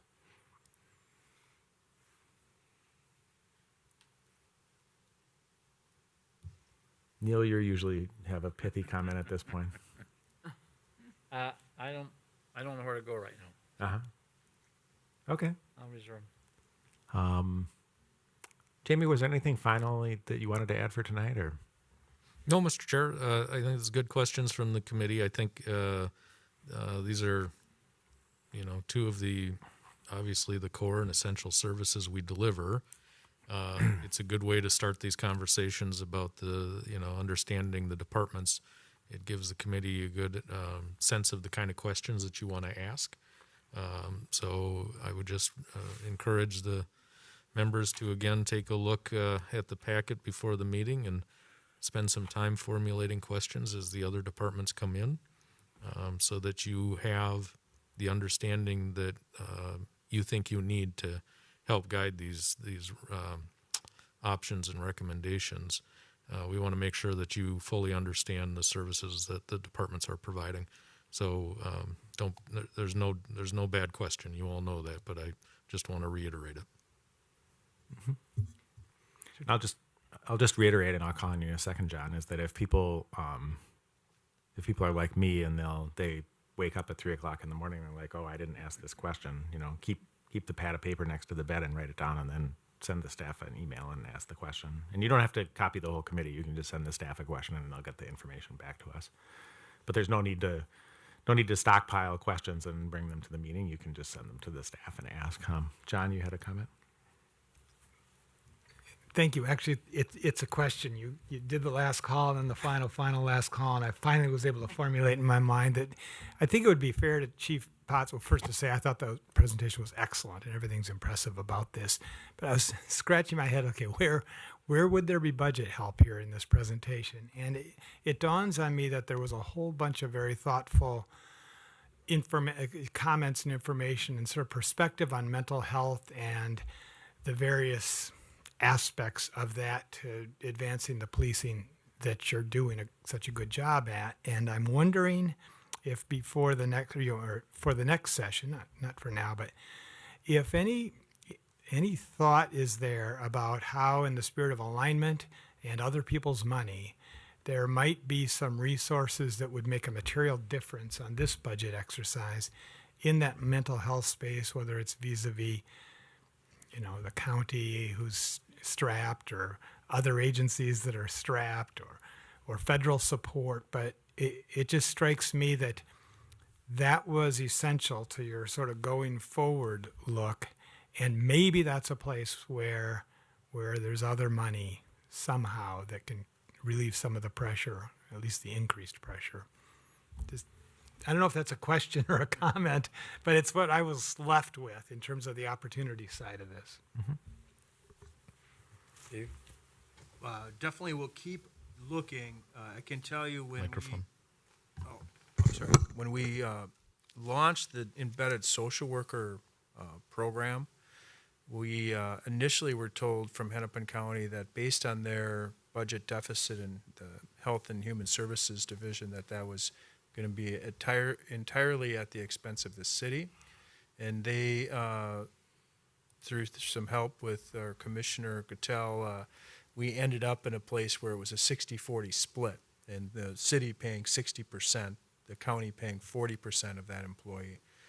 The only thing I can think of and have been thinking about is the potential for some federal grants to help in this area.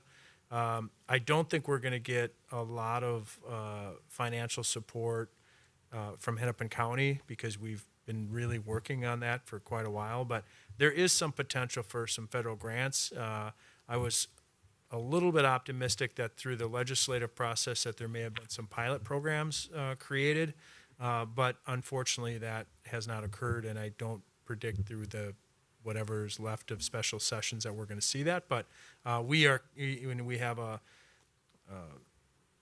we work with our federal delegation as well, and we'll have a call, I think actually that just got set up for next week to re-engage with the folks out in Washington to see if there's potential grant opportunities for this. So that is something we're going to continue to look at that might be useful for us to help offset some of the costs for dealing with this mental health issue. Yeah, I don't know if I can say that they would be significant, but I would say anything helps. So I'm going to take a swipe at this question from a philosophy perspective, and this is the part where the police chief and the fire chief start to get nervous when the city manager starts riffing on philosophy. I will tell you that for much of my career, I have been a vocal and ardent believer in regionalism and partnerships amongst local governments. I understand how metropolitan areas develop and why communities are unique. But if you ask me, I think we have too many units of government, not just in the state of Minnesota, but just about everywhere, right? Because as each city has developed, they've all wanted to do their own thing. Makes sense. Long term, it's not the greatest thing for, I think, taxpayers because there's sustainability questions. Now, I think that Bloomington is a little bit different. If you look at how the Twin Cities is referred, it's the Minneapolis-St. Paul-Bloomington Municipal Service Area. It's a recognition that we operate at a scope and scale that's larger than most of the other cities in the region, right? So that imperative to maybe look to partnerships or mergers or consolidations to deliver services, I think falls more on smaller communities that are going to be challenged long term. Having said that, I don't think that we should rule out those conversations. There are probably areas, and John, you've asked this question too, about how do you leverage other organizations and the resources that exist around us. And I think that we should be looking at that, not just short term, but long term. The challenge is having those conversations in a period of time when we're having to make some pretty significant decisions in a short term window. Some of my prior experience, we put together a joint dispatch center down in Dakota County, and that was a 3 to 4 year process. It took a long time first to get everybody to the table and then work out all the technical details and work through labor relations and everything else. So there are certainly areas that we should explore. And I think that makes sense across the region. It's just not something that we're going to be able to do in the next 6 to 12 months. And just a follow-up comment on the riffing of the city manager on that topic. One of the things at work that I look at oftentimes is if you have a team that has a specialized person of one person with a particular specialty in a team, that's oftentimes it's hard to say that you have exactly one person worth of need in that area, particularly if it's kind of a specialized sort of thing. And so when I look at the size of our police department and kind of the points that you've made, and with respect to the other suburban departments, and the number of things that we do that are kind of, well, there's one person that does this and there's one person that does that.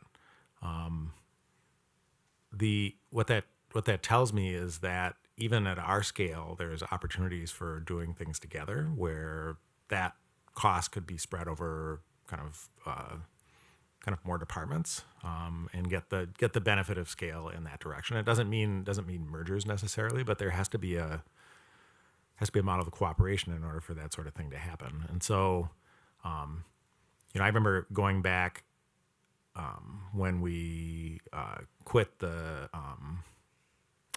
got the Ericsson radio system that we had and bought the Project 25 system as part of the Metro system. One of the conversations we had at that point is we had some discussion about the dispatch function, and at least the conversations that we had was that with respect to Bloomington it was hard to run a viable dispatch function, at a much smaller scale than we had, because the number of people and shifts and vacation and stuff like that, it just was hard to run it much smaller. And we were at a viable size, and it made sense at that time to do that. But I think we need to be looking for opportunities like that, and we should be open to talking to others where maybe we're at a viable size, but we can provide a service that's better together with other people, and in a way that makes sense economically to share those costs. And so I would, I think your comments about the trajectory and how long it takes to do those sorts of things, but if people come along and want to have those conversations, I think we ought to have our hand out for that, because